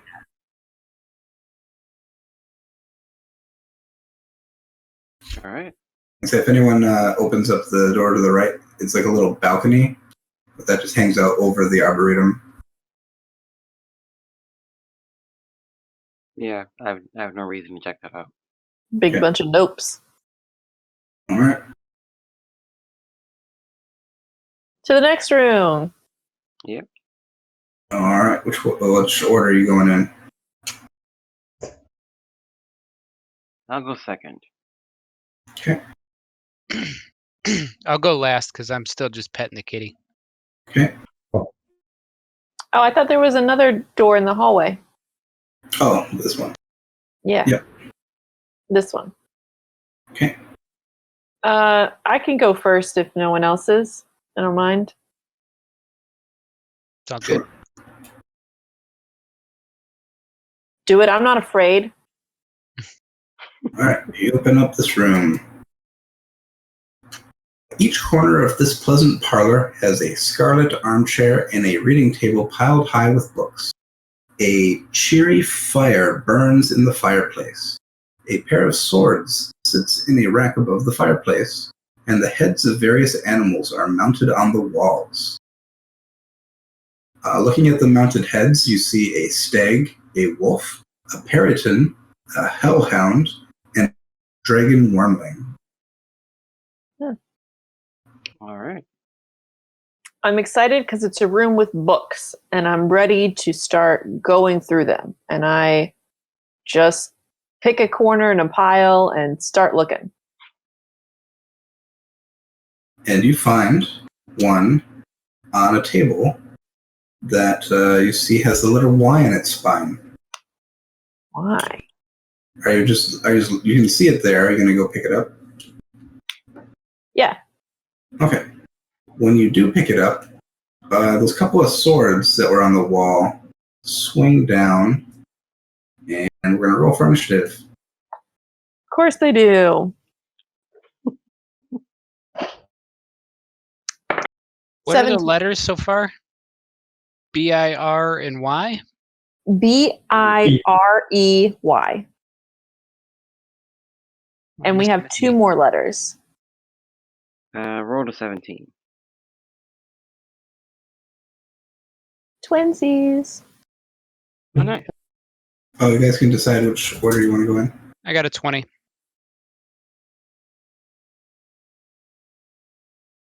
Flip a coin, Megan. Oh, sure. Hey, I have a coin. Yeah, let's do this. All right. You picking? You pick. I'll pick tails. Okay. Ready? Go. Tails. Yeah, I got head, so go ahead. All right. And what was Smith's initiative? 14. Okay. Henrik is up first. Okay. I'll charge in with the greatsword. The Eldritch Blast has been very weak. Okay, there's one to the left and one to the right. Left. Okay, and what are you doing with your cat? Setting him down gently Okay, as a bonus action. sure. Yep. You just kind of set him down in the bedroom before you run in. It's 19 to hit. That is a hit. 9 damage.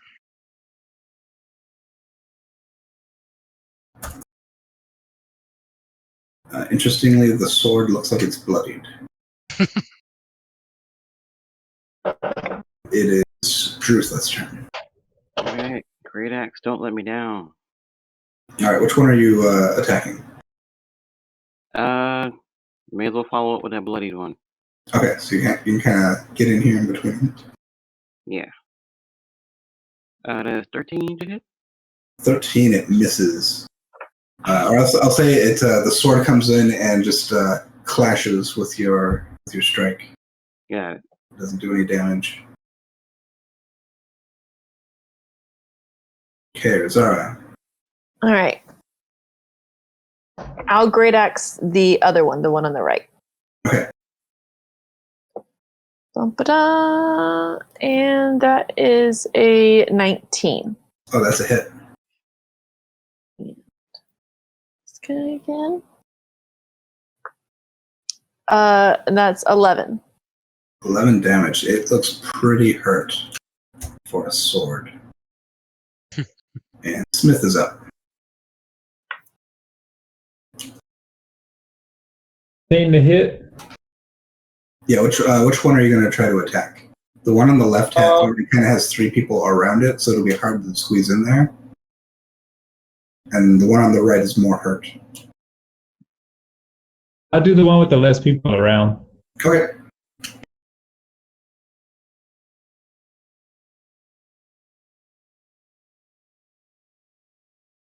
Nine damage. What was your to hit? I remember it was high. I think it was 17. Yeah. Okay, that's a hit. And you said 9 damage? Yeah, you basically, as soon as you make contact with it, it just kind of like, it's like you're just batting it out of the air and it falls to the ground. I pick it up. Sure. It is a broken sword.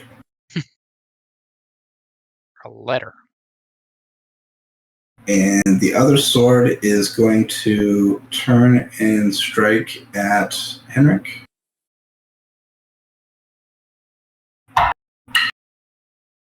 That's a 12 to hit.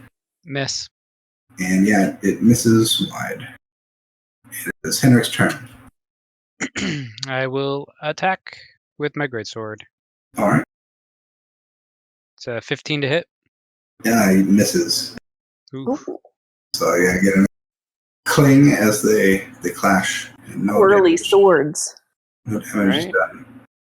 So Dru'tha. Alright. Great axe. Do it.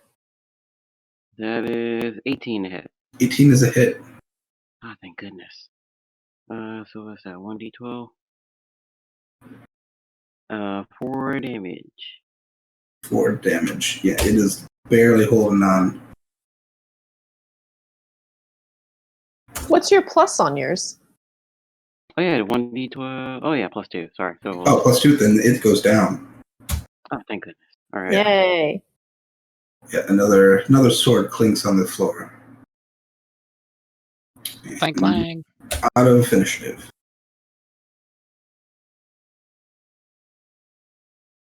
I'm just storming out of this room. I know. I like throw my great axe over my shoulder and like stomp out. Like, all right, what's next? Is the kitty still in the hallway? It's in the bedroom where you left it. You can go get him. Okay, I'll go get the kitty. Okay. Enjoy the fire. The while two longer. orcs stomp out of the room. As you come up to the fire, you notice it is not putting off any warmth. Illusion. I poke it with the broken sword. Okay. Yeah, the sword kind of passes right through it. It doesn't seem to affect it at all.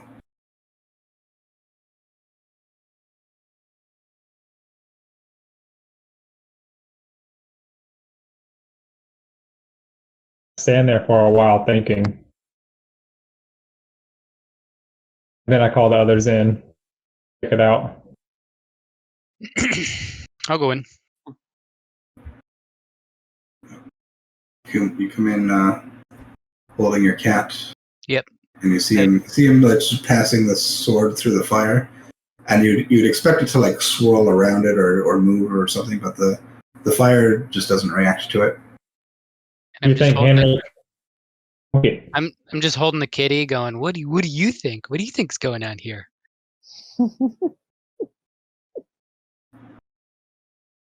I don't know. This stuff is bizarre. I'm enjoying fighting them, but I'm not a thinker, man.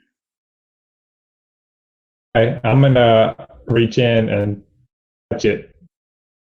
Yeah, your hand passes through. You don't feel anything. I'm gonna pick up a log and take it out of the fireplace. Yep, your hand passes through. There's no log there. So I'm gonna climb in it and then call everyone over to look at me. Yeah, you basically you see an image of Smith and fire superimposed over top of him. There's no interaction. This is where people that pick up gnomes go. If he like yells, like I'll probably like walk back like into the doorway and be like, "What?" And then like just see him staying there. I'm like, "What are you doing, old man?" I start climbing up the chimney and climb out of sight. Oh gosh. So there's no actual chimney there. So there's nowhere to go. I'll like turn I back walk out around and like, go back disappointed. down the hallway. So I assume by this time Dru'tha has the next door open. Yeah.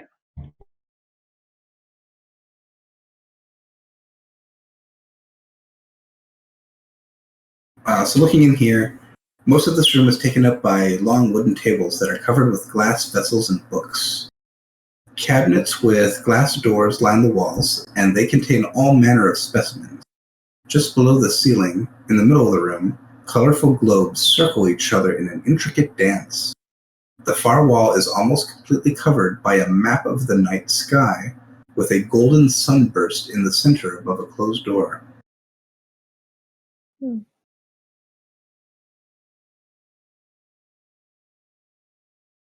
I start the same old book scour deal. I'll head in there and look for whatever's going to attack us.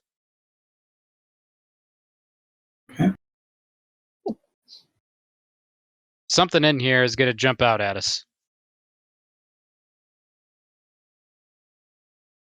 Make an investigation check, whoever's looking around.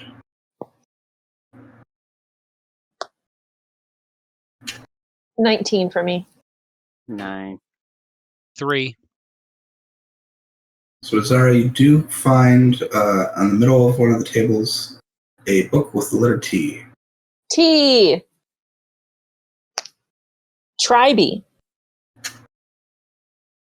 Looking through the cabinets, you find skulls, bones, some mounted animals, rocks and minerals, dried plants,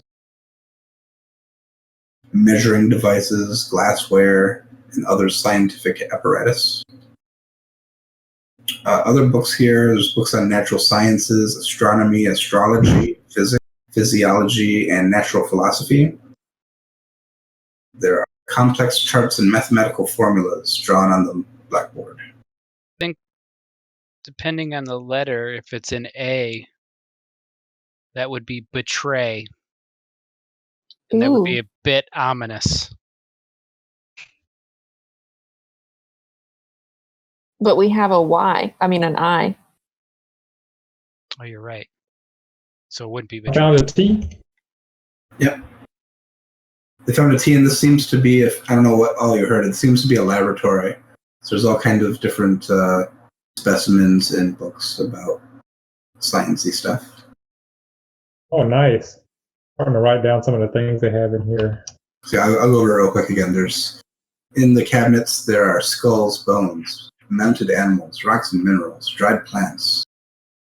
You see measuring devices, glassware, and other scientific apparatus. There are books on natural sciences, astronomy, astrology, physics, physiology, and natural philosophy. And there are complex charts and mathematical formulas drawn on the blackboard.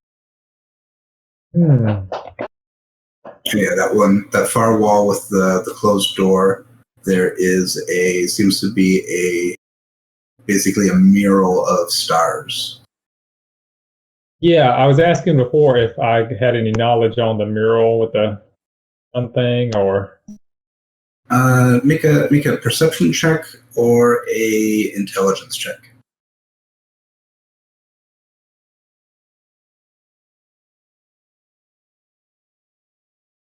$14. Okay. For as far as you can tell, it seems to be an accurate depiction of kind of one view of the night sky. There are, however, standing out, there are 5 stars that are just brighter than the rest that you notice. Mm. I'm going to poke my group and ask them if they know anything about stars.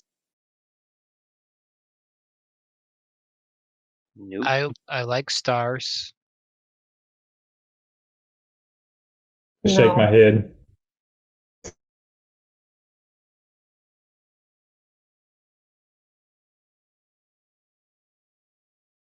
Should we check out that door?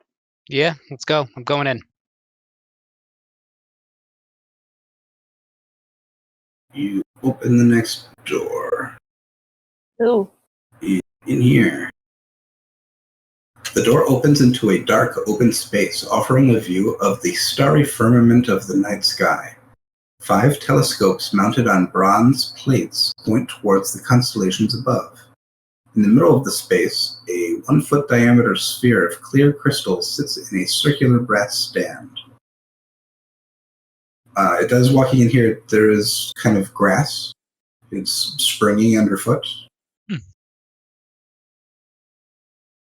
No books though. No, basically, it's like walking outside on a clear night day. Got it. Planetarium. I don't have any knowledge about stars. No. No. Uh-uh.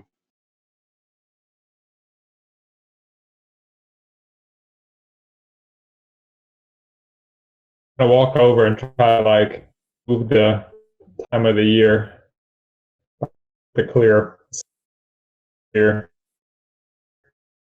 So you're breaking up again.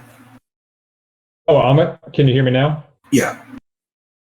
I'm gonna like move the clear sphere to change the time of the year.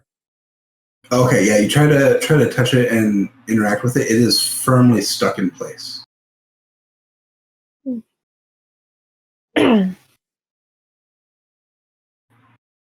The telescopes do seem to be able to move, though.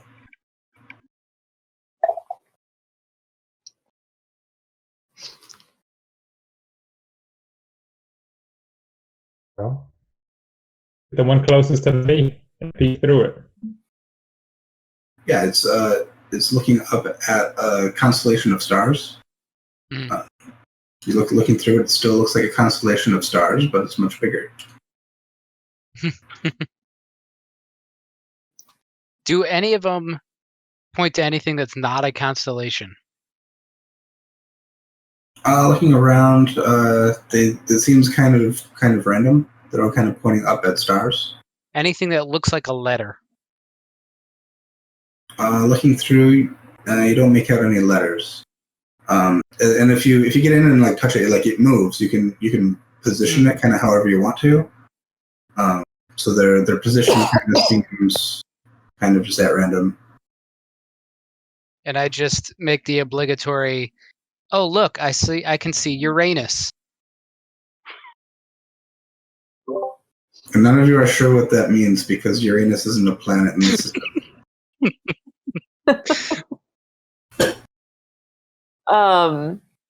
Well, there's the attic.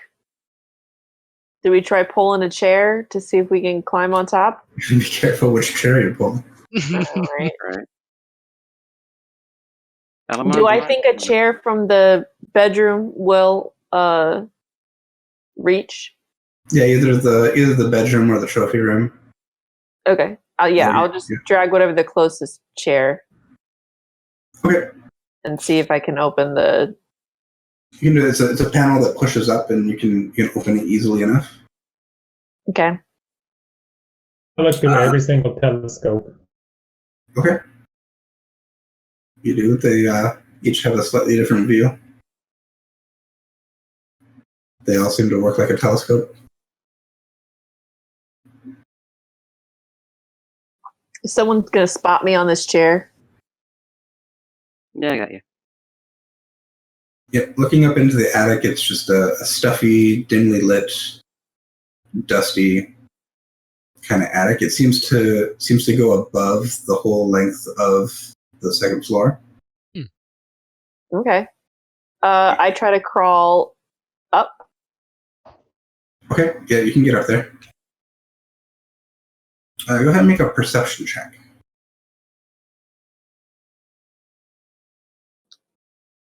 18. 18. When you look down in the direction towards that planetarium, you do see some kind of light in the distance. Kind of towards the far wall in that direction. I'll like holler down and be like, guys, you might want to come up here.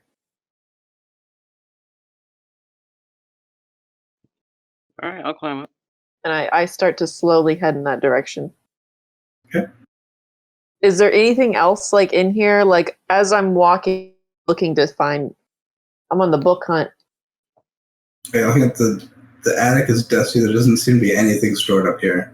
Oh, okay. Just, that kind of light filtering up through the dust at the far end is kind of the only thing you notice. Okay. I'll keep heading towards it then. Okay. So our half orcs are in the ceiling, crawling above. Are you guys just hanging out in the planetarium with your cat? Smith, you want to go up there? Yes. All right. So I'll pick him up and toss him in. I'm swatting. I would swat with my half before I let you do that.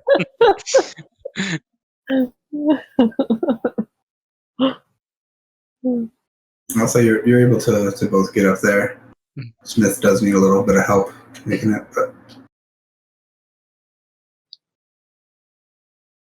And yeah, you guys, if you all crawl over to that end of the attic, you do see there are some basically floorboards are loose at the end, and there's some light coming up from the room below.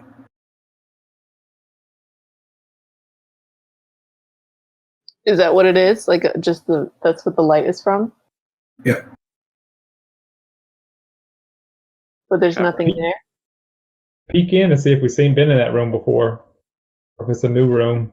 So from the blip bit you can see from here, it seems to be, you can see empty floor below you.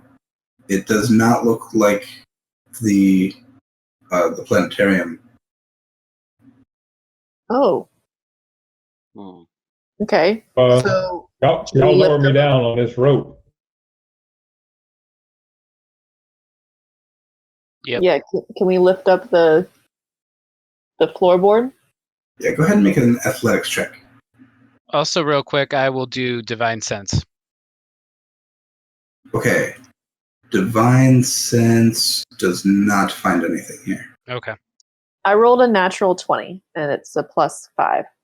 Okay, yeah, it's the floorboards are nailed down, but you have no problem just ripping them off, and you open a hole into the room below, and you can see a bare room, except on the far wall, there's a bookshelf that seems to be covered in chains. In front of it is a plain wooden bench, and there's a reading desk built into the shelves.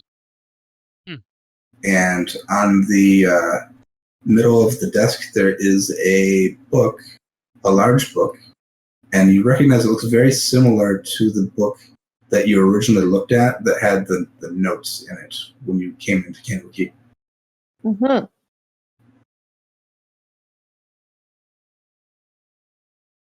If we go up to it, I'm not going to touch it. I'm going to use my great axe and kind of like flip it closed to see if I can see the binding. Careful, that book might think you're Oh yeah, aggressively so attacking it. you're jumping down into the room. Oh yeah. Yeah. Okay. Is everyone doing that or just? Yeah, I'm go down. Yeah. Okay.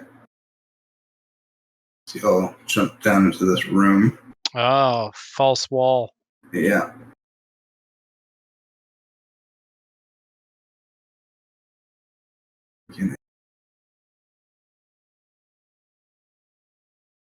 And yeah, when you come close enough to that book, even with your weapon, one of the books that's chained up comes out of the bookshelf on a chain, and it acts like a flail and like bats your weapon away. And we're gonna roll for initiative.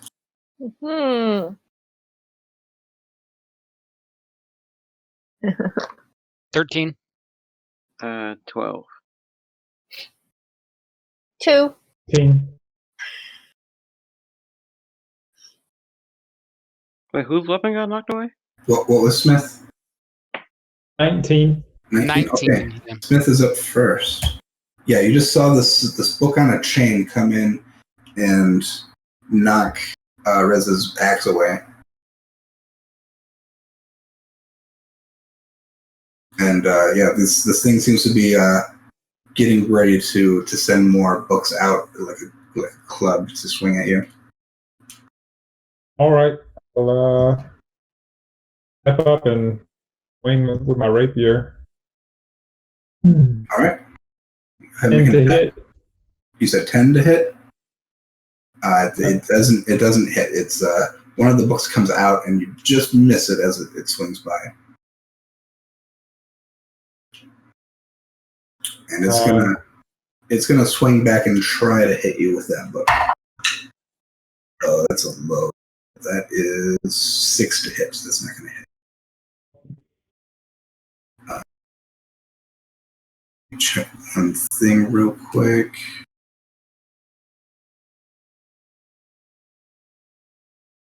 Yeah, it attacks twice. And also, I forgot this. I've got a image of this place I can share in chat.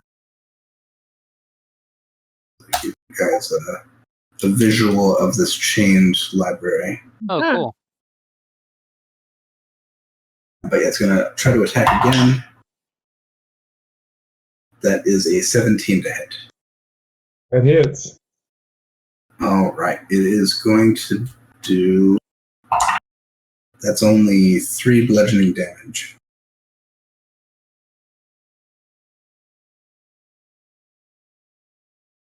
And it's gonna wrap around Smith and try to hold him in place.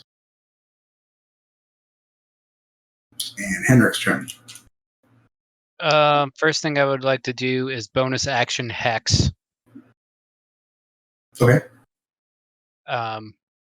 Is it the bookshelf itself that we need to attack and it's using the books as weapons?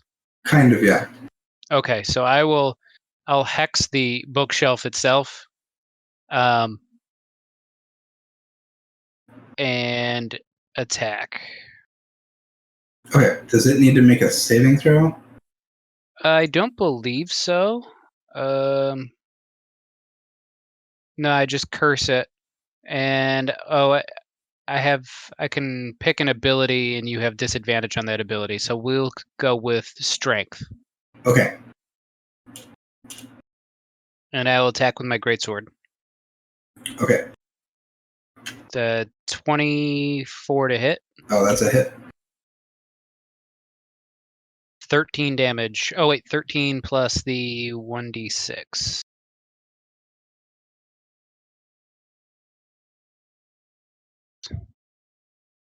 Plus 2 more, so 15 total damage. Okay.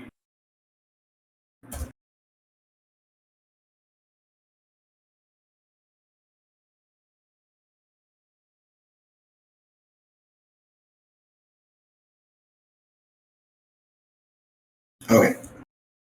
Yeah, you go through and it kind of like the first fight of the spinning books. You sink your weapon into some of the books, and it didn't seem to like that. Dru'tha is up. All right. Can I try to free Smith? Yeah, go ahead and make an athletics check. Okay.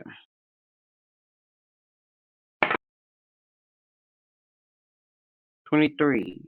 Yeah, you're able to basically pull the chain around him, and it shrinks back into the library, but he is now free. Okay. Yay! Rizara. Okay. I am going to over everything here, and I'm gonna rage as a bonus action. Okay. So I gain advantage on strength checks and saving throws, and I get +2 damage. And then I also have resistance to bludgeoning, piercing, and slashing damage. Okay. While I'm raging for the next minute, which is 10 rounds. I'm gonna do that, and then I'm gonna smash with this great axe. Okay. That is a 20. 20 is a hit. And that is going to be 10 damage. 10 damage, okay. Oh, sorry, 12, because I have the +2 on top. 12 damage, okay. Alright, Smith, you are now free. It's your turn. egg beater attack. How do you have an advantage on an attack? Oh, so with your sneak attack, you can do that now because you have other people within 5 feet of it. As long, they're like friends of mine within 5 feet of it. Yep. Yeah. I can use it. Okay. Oh, I'll just do my normal attack and then add that.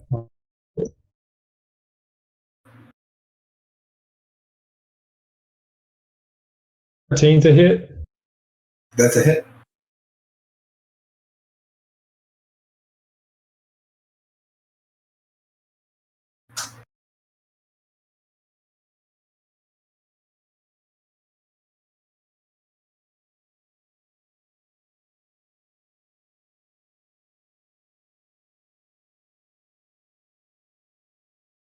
$11.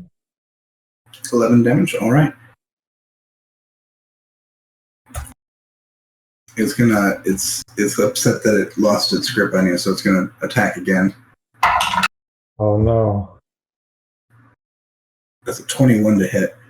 Oh boy. That hits. That's 7 bludgeoning damage. It's gonna hold on to you. Then it's gonna turn and I think it's gonna attack Rizara. This next one. That is a 20 to hit. Yeah.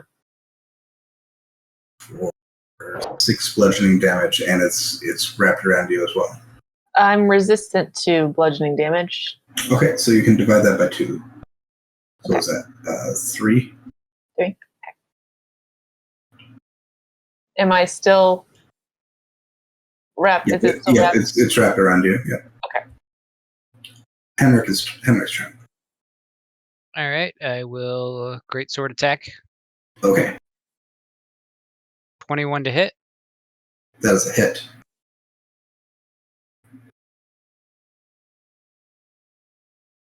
7 damage. And then, okay, it looks bloodied.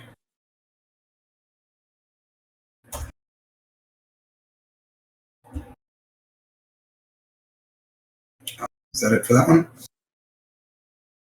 Dru'tha's turn. Alright, great axe. 14 to hit. 14 is a hit. There. That's a d12 plus 2. 5. Okay. Rizara, you are wrapped up in this chain. I'm gonna. So if you try to make an attack, I'm going to say you'll have disadvantage while you are wrapped up. Okay. But you can attempt to escape, but then that's your action. Yes. No, I'm just gonna. I think I would just do it. Okay. Balls to the wall, man. Well, one was a natural 20. The other one ends up being 17. It's a hit.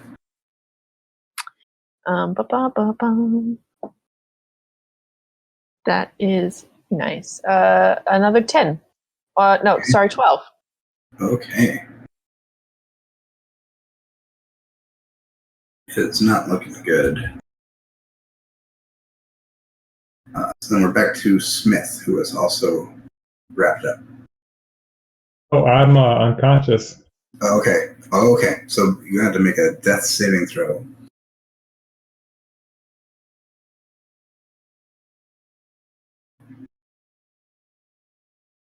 I The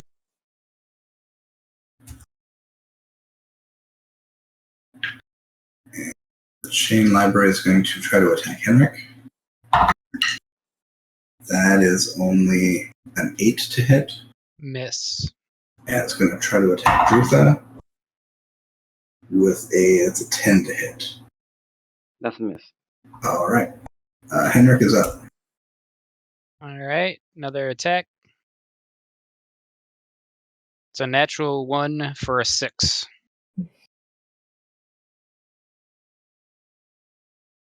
Dru'tha is up. All right. Just gonna great axe it to death. 16 hit. 16 is a hit. All right. 1d12. 8 damage. It's not looking too great. Doesn't feel like that exciting a combat with basically a bookshelf. But here's our epic boss combat coming to an end. Razara, you're up. You're still chained and it's pulling you in tighter. And I'm still slashing away. All right. Am I doing at disadvantage again still? Yes.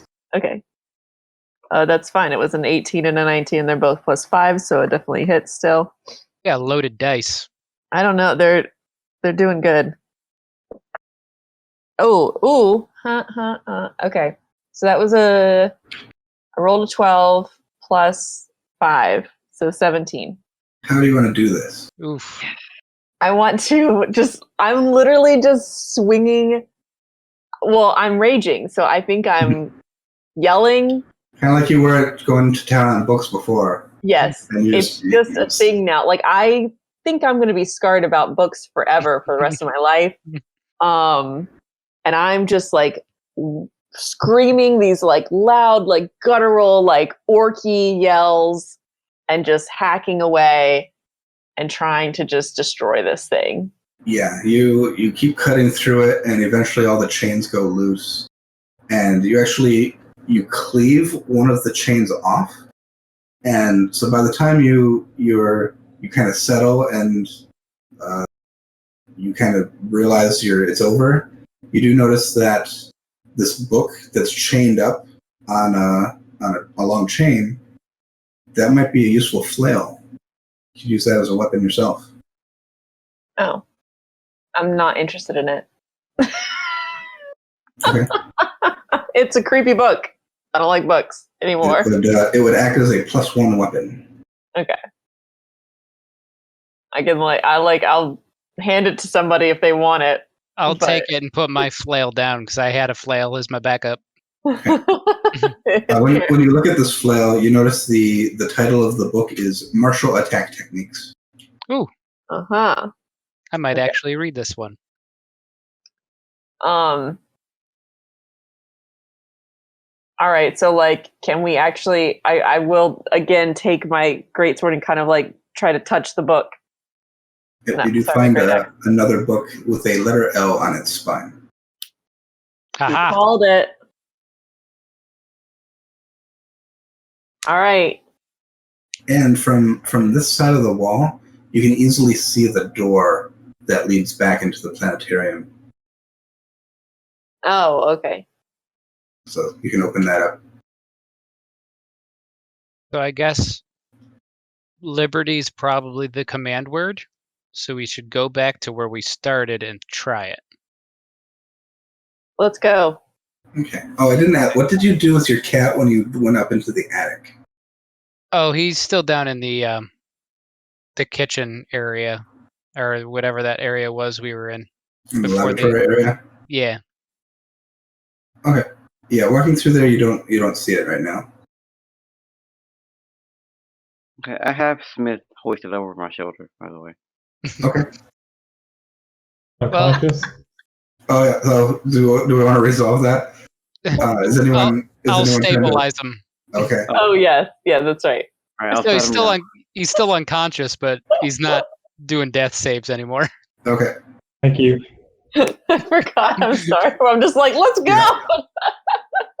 But I feel like my character would be like that, not even realize that someone's dead, like dying. So walk through that room. You don't see the cat you had. Okay.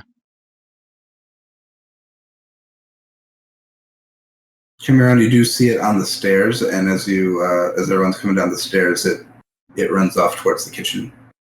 Oh, kitty, kitty.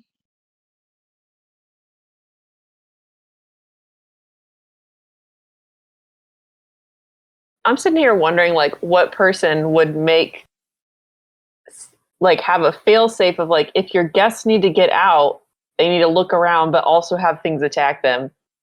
Like, It's the kind of person that has guests come onto their giant plot of land so they can hunt them. yeah, essentially. Is she just like what? Is she about to like bust through the door and be like, "I saw all of that. Good job, guys!" Like, oh, You mean like the cat I was carrying around? yeah, right. It's probably. I've been waiting for one of them to turn into her. What was that show? Animorphs or something like that? Yeah.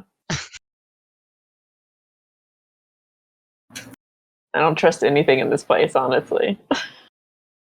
If a chair can attack you and a book can attack you, that cat could be a real person. Okay, so you guys make your way back down the stairs. Are you following the cat back to the kitchen, or you're just going right to the exit? Exit. Yeah, going to the exit. Well, you know what? I might follow the cat to the kitchen. Okay. Everyone else is going to the exit. Yeah.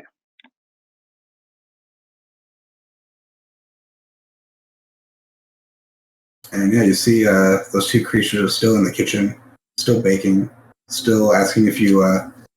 They're a little bit annoying with how much they're asking if you need anything. Or I would like to ask him the name of the cat. I'll say that cat. That one was the one that was found in the bedroom upstairs. That one will be Margot. Margot. I will say goodbye to Margot. Yep, Margot is there with the other Siamese cat who was there earlier, and they're kind of fighting over the food dish. And I will leave. All right. And yeah, you find the rest of your party here at the foyer where you came into this extra-dimensional space. All right. Who's going to say it? Liberty. Yeah, with the word liberty, you see once again the portal appear like a door. Yay! I Oh. just push on right through it. I don't even care. Like, Oh yeah. Oh no. I'm like totally like barreling like right there with you. Yeah, with Smith still over my shoulder. Okay, is Drew throw the first person out? Yeah. What would be really funny is if we left him in there, and when he became conscious again, he wouldn't know what the letter was to get out. It's awful. Hey, you liked it in there. Yeah, I give him a potion as soon as we get to the other side. Yeah, Drew throw. As soon as you step out on the other side, you're back in the familiar study room in Candlekeep, but you feel this thing try to attack you. It misses, but you see this little thing kind of hit you and scurry across the room. And you also see Matrius's body on the floor. Doesn't seem to be awake. Oh boy. Well, shit. Nothing to see here. Let's move on. I sat down Smith. I'm assuming that Rosario is right behind me. Yeah. Yeah. Y'all come through. Okay. I sat down Smith and I guess try to wake up Matreus. We still need him. Like He's smack his face. unconscious. Just smack him around until he wakes up. Yeah. I'll start yelling, "Hello, anyone? Like, where was the guy that was here? Like, who like brought us here? Like, why isn't no one here? Help! Hello." He's around at the moment. That brushed past me. Is that still around? I can't tell where it went. Henrik notices the same thing. Like something small and quick, like comes up to you, and then like darts off and disappears. What was that last thing that they said that was here? That was inside? It was something small, and I can't remember now. But it's probably that. And we just released it into here. Oh, the imp? Yeah. Yeah, that's what it was. Right? Yeah. Probably an imp. And yeah, a couple of the avowed come into the room, and they see the two unconscious individuals in here, and they'll rush in, and one of them goes out and calls for more help. Thank you. It wasn't us. But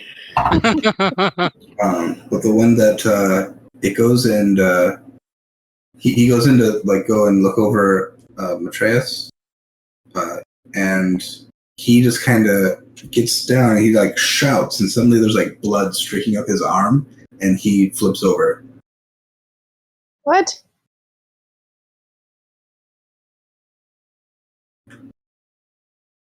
Off of Matreus, or like something else attacked him? It looks like whatever this thing that's been moving around attacked him. I ready my battle axe. Yeah. I mean, I am then, yeah, I have like my great axe out and I'm like looking for it. Like, where is it? I will cast my final divine sense. Oh yeah, so you totally find a fiendish presence in the room. You can't see it; it seems to be invisible, but you know where it is. I will. It seems to be flying around the room. I'll try to Eldritch Blast it. Okay. Since you can't see, I'm going to say make an attack roll with disadvantage. Well, you know where it is, so I'll say that cancels out the disadvantage. 20 to hit. Oh, that's a hit. 3 damage.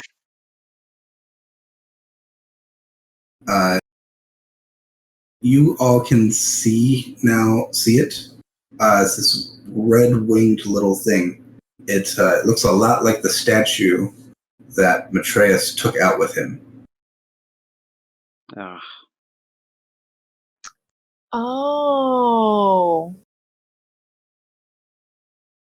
We don't want to roll for initiative. The two half-orcs had their weapons ready, so I'll let you guys go ahead and make an attack. Okay. You want to go first? No, you can go ahead. Okay. 17. 17's a hit. And that is, would I still be raging? No, probably not. No, because, yeah. 14. Oh, yeah. How do you want to do this? Oh. Oh, thank goodness. I just start screaming, I hate this stupid place. Like, yeah, it's this tiny thing with, yeah, and you also see it's got this like long stinger, and you just kind of just smash it with your great axe. Okay, good. It goes squish. And I'm like standing over it, like breathing heavily, like, like. I should have spoke with it. Oh. I speak Infernal. I could have talked to it. Oh. Sorry, I smashed it.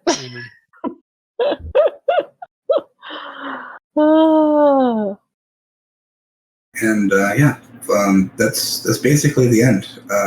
From there, the Avowed can get some medical attention for Smith and Matreus, and they will all enjoy some rest. So, what's going on with the village, though? For helping explore this place and saving him, Matreus will agree to come back with you and check out the curse on your land. Let the cheeses be made and everything be righted again. And you can kind of tell if you're telling him about the cursed land, he is kind of sorrowful for you and the plight your people have been under. But there's a little bit where he's like curious and excited to see what the curse is. So he's Weirdo. he kind of enjoys the tale. Once he's recovered and ready to travel again, you can be off to help your cheese village. Or am I gonna wake up the next day? Yeah, you probably you'll come to consciousness, but you'll probably go right to bed for the night. I would like to tell Matreus that when we saw him when we got back, he looked a bit like a mattress. Oh my god. All right. Yeah, With that, I'll let that be the last statement. So that was the joy of extra-dimensional space. So, first book in Candlekeep Mysteries. You guys solved it. Yay! Ooh. Or like survived it. Right? Didn't really solve anything. I never got hit. We had our Took a little lot for taking the all the team. shots. Poor Yeah. Smith. Poor Smith got like 90% of it, I feel like. He was frequently the one running in, though. I was just so curious, and I let y'all lead the way each time. Thought y'all like check the room out first. Yeah. We're the one one of- opening the door the and you're door, going yeah. into Yeah. it. Well, the You one killed time you got picked up and carried away and got hit. I Yeah. wanted to go in and sit down while y'all explored it, and then the chair ate me. That's kind of how a lot of dungeon crawls. We've done a few of them, and it's always like, here's a room with a big red button on the wall, and that's all it is. And it's just up to the player: just do I press it or not? Yeah. And then something happens, either good or bad, because of it. Yeah. And that's move on to the next room and repeat. Yeah, I knew someone was going to have to read the words out loud on the book. That's the beginning. That would have been a short. Like, what would have happened if we couldn't get that? Right? That's funny. Well, yay. Go team. I think that's the first one shot I've ever actually gotten through. Most Really? one shots end up being more than one shot and Yeah. never gets finished. That's what I was going to say. So I've seen some other people play through it, and most of them are right around 3 hours. Okay. There's some that are way longer, and some that are most of them are right around 3 hours. So Who's the dude on the cover of the book? it's Morden Kanan. Oh, okay. So yeah, so you guys were failing all the history checks at the beginning. Yeah. So Morden Kanan is like a famous mage and planeswalker, and he created the spell Morden Kanan's Magnificent Mansion. And so this Fistandia's Mansion is a version of that that's permanent. Gotcha. So Morden Kanan's Mansion lasts only 24 hours. Okay. Cool. But yeah, that's all I got for tonight. We finished up a little bit early, so that was fun. Yay. So we'll be back to our regularly scheduled campaign next week. But yeah, if we ever have someone can't make it, we might throw in some more of these. I haven't read through. There's 17 little adventures. Some of them aren't this quick. I think some of them are more like a 3 or 4 shot. But I haven't read through all of them yet. This one was pretty quick to throw together. And thank you, Josh, for hanging out tonight, Yeah. filling in. It's been a while.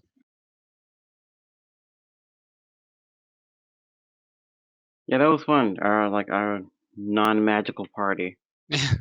Yeah. Mhm. Yeah, No, I sometimes it's fun just to try out a new class. And Yeah. that's what these little adventures are fun for. went with something unique in that I'm a paladin, but I took because I'm a human variant, I could take a feat, and the feat I took was Magic Initiate for Warlock, so I could get Eldritch Blast.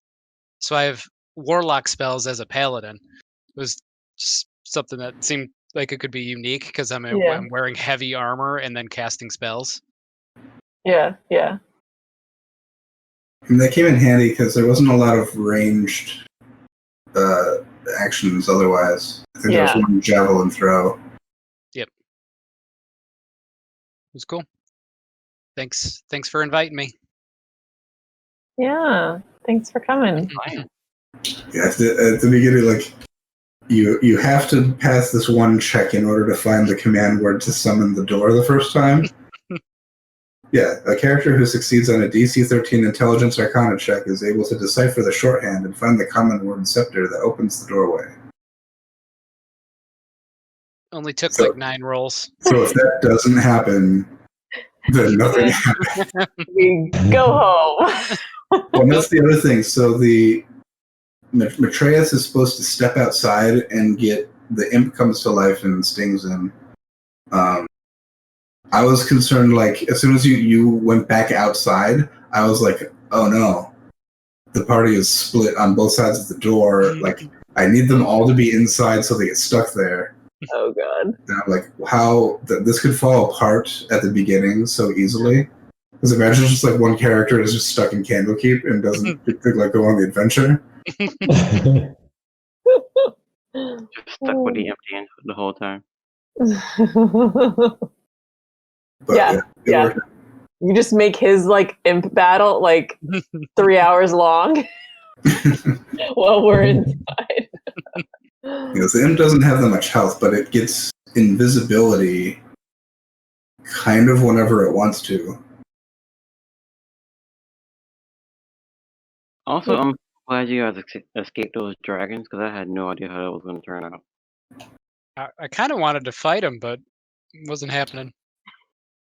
You would have had a really hard time, I think, with 2 of them being invisible.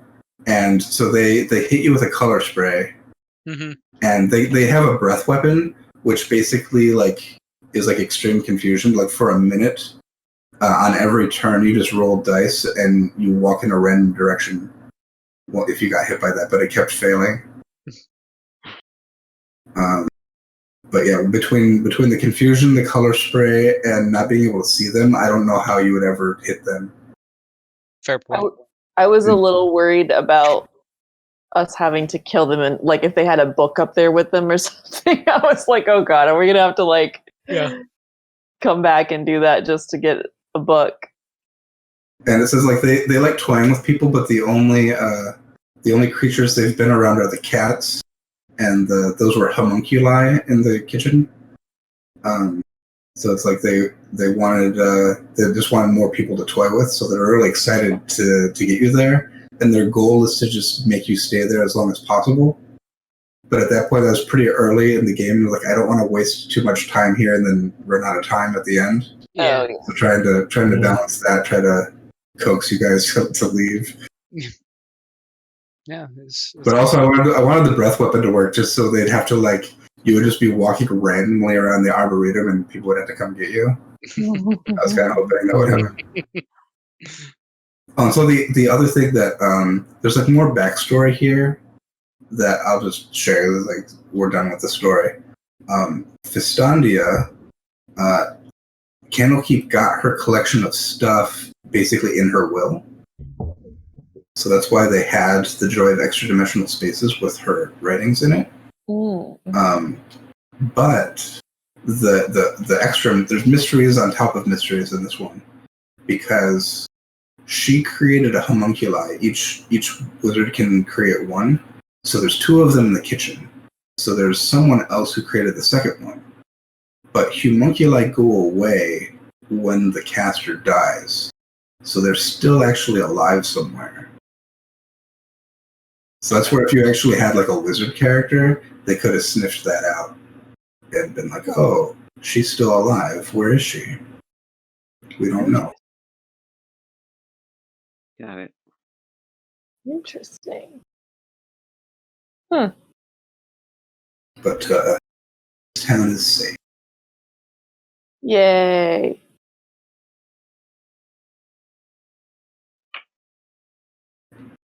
The cheese industry can prosper.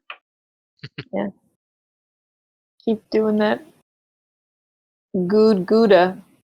Oh. Well, I guess I'll sign off on my recording. So to everyone who's been watching, thanks for watching. We're still recording. We'll see you next week. See you next Bye.